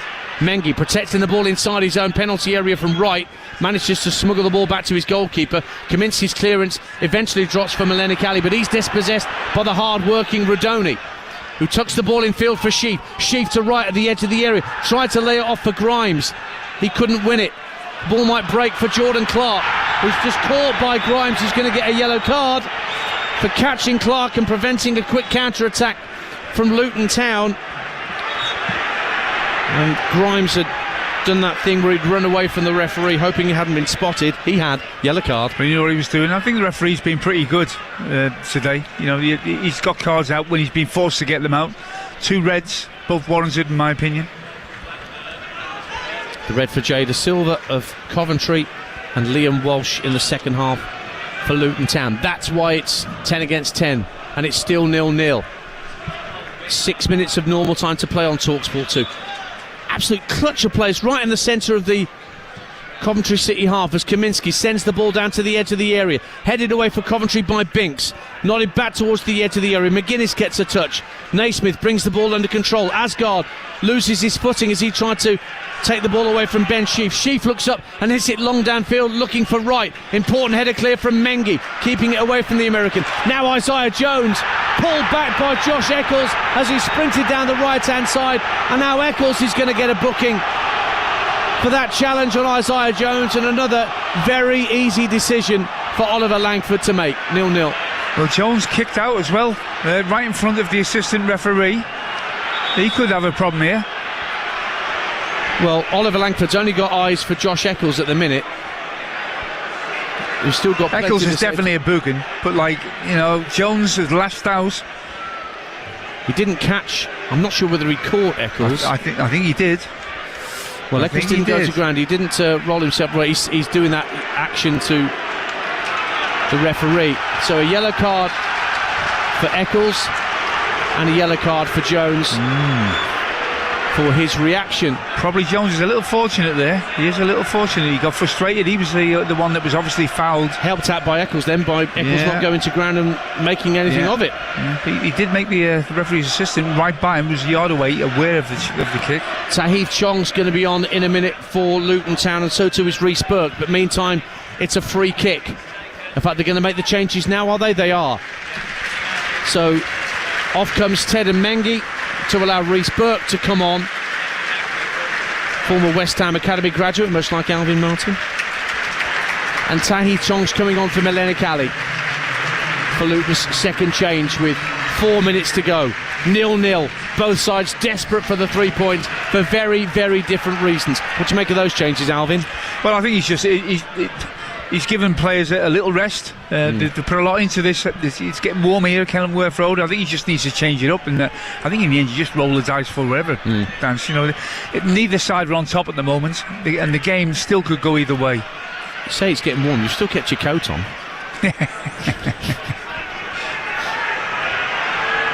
Free kick down the right-hand side will eventually be taken by Luton. Short for Jordan Clark, who's released Jones down the right-hand side of the area. First time cross, headed away by Sheaf, and then further out of play by Eccles. Level with the edge of the area for a Luton throw, 0-0. Taken quickly. Burke gets involved, having just come on as a substitute. He's going to send the ball into the area, is he? No, he feinted to cross and then gave it back instead to the right-hand side of the area. It was sent into the box by Shandon Baptiste. Here's Asgard.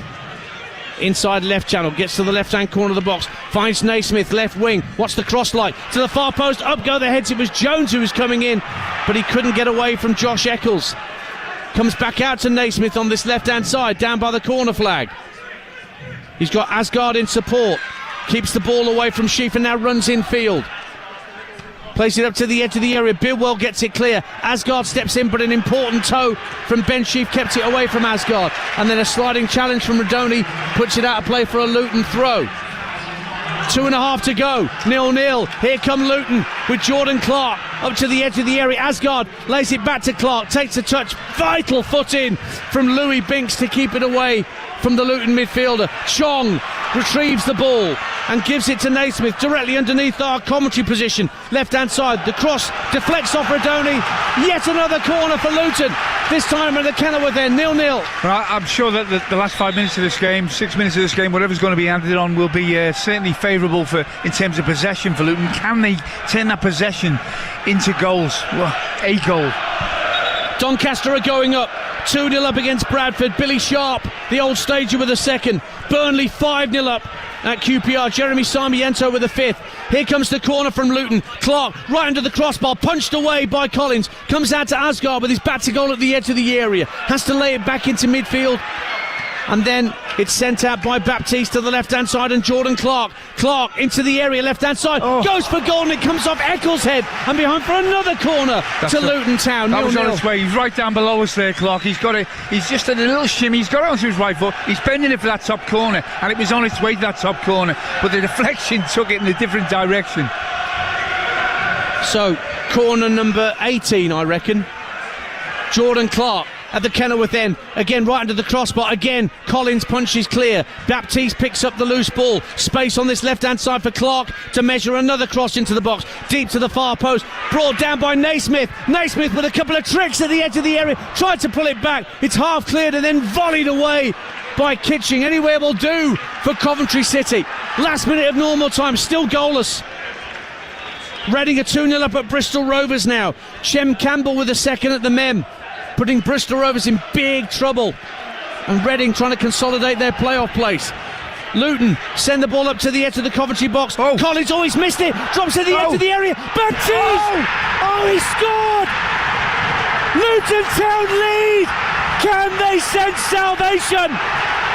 But Bradley Collins, the Coventry keeper, came to the edge of the area and could not claim. It rolled out to the edge of the area. and Baptiste rolled the ball towards the goal, and Louis Binks couldn't keep it out on the line, and Luton lead in stoppage time now on TalkSport 2.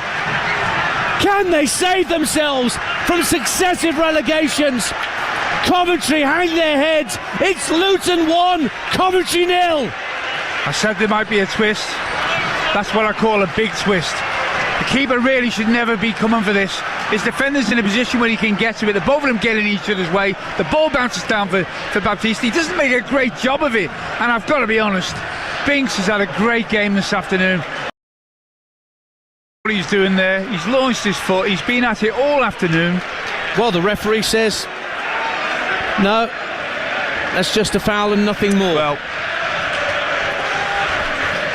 Latibier got lucky there, and Coventry stayed with 10 men. Could so easily been 9 men against the 10 of Luton, who are hanging on here. We're into the last minute of minimum stoppage time. Luton have a free kick down beneath this left-hand side. Naismith floats it up to the edge of the area. Kitching heads clear. Clark knocks it down. Matt Grimes picks it up for Coventry. It's got to go long downfield for Coventry. He's actually played a neat ball in field for Liam Kitching, driving up to the halfway line. One last chance for Coventry City to get a point out of this game. Diagonal ball into the area. Radoni heads it across the face of goal, but straight into the arms of Kaminski, who drops on the ball gratefully, and the Luton fans around us roar their approval. 1-0 to the Hatters. They're dropping deeper and deeper there, Luton, and whenever a team do that, they're inviting the opposition to put the ball into an area that you really don't want to do. And certainly Kaminski now is holding on to that ball longer than he has all afternoon. The 6 minutes of minimum stoppage time are up. All eyes on Oliver Langford to see how much more he will add on. Ball cleared from hands by Kaminski for Luton downfield. They're screaming for the full-time whistle here. Collins brings the ball down at the edge of his own penalty area. We play on TalkSport 2. Long ball downfield. Naismith with a strong header clear. Baptiste will thump it downfield. Morris is offside. Free kick. No full-time whistle. There are a few thought that was the full-time whistle from Langford. This is the last chance. It is the last chance. A free kick to Coventry. 10 yards inside their own half. Everyone in sky blue sent forward. And guess where this going? This is going right in the penalty spot. Right in the mix-up from Bradley Collins, you would assume. Here comes the kick, downfield. Up go the heads at the edge of the box, headed away by McGuinness. Drops for the other number 6, Matt Grimes. Grimes. There he is. Luton Town may just have saved their season. 3 wins in a row as they beat Coventry City by a goal to 0 and jeopardise Coventry's chances of a playoff place, with Shandon Baptiste scoring his first goal for the club as we enter the 90-minute mark. A long ball was played up to the edge of the Coventry box. Bradley Collins, the Coventry keeper, came for it, collided with his own defender. It broke for Baptiste just outside the box. He rolled it into the net despite the attempts of Louis Binks to keep it out. And Luton are not only out of the bottom 3, but they've leapfrogged both Derby and Hull City before they play at 3 o'clock. They're going to take points off each other. Luton's destiny, Alvin Martin, is in their own hands. Absolutely. And you know what a lovely moment right at the end of that. Thomas Kaminski lost his father. He came into the game. 5 or 6 of the players ran straight over to him. Very emotional. And I think it's fitting on a day like today. They've got a massive result, and that keeper's kept a clean sheet. Brilliant. What a tense occasion at Kenilworth Road as I hand back to Hatters superfan Faye Carruthers with the final score here in Bedfordshire. Luton Town 1, Coventry City 0. I feel sick, I'm not going to lie. That was the most stressful 105 minutes of my season so far. Oh, Hatters fans, how are you all feeling? Coventry fans, how are you feeling?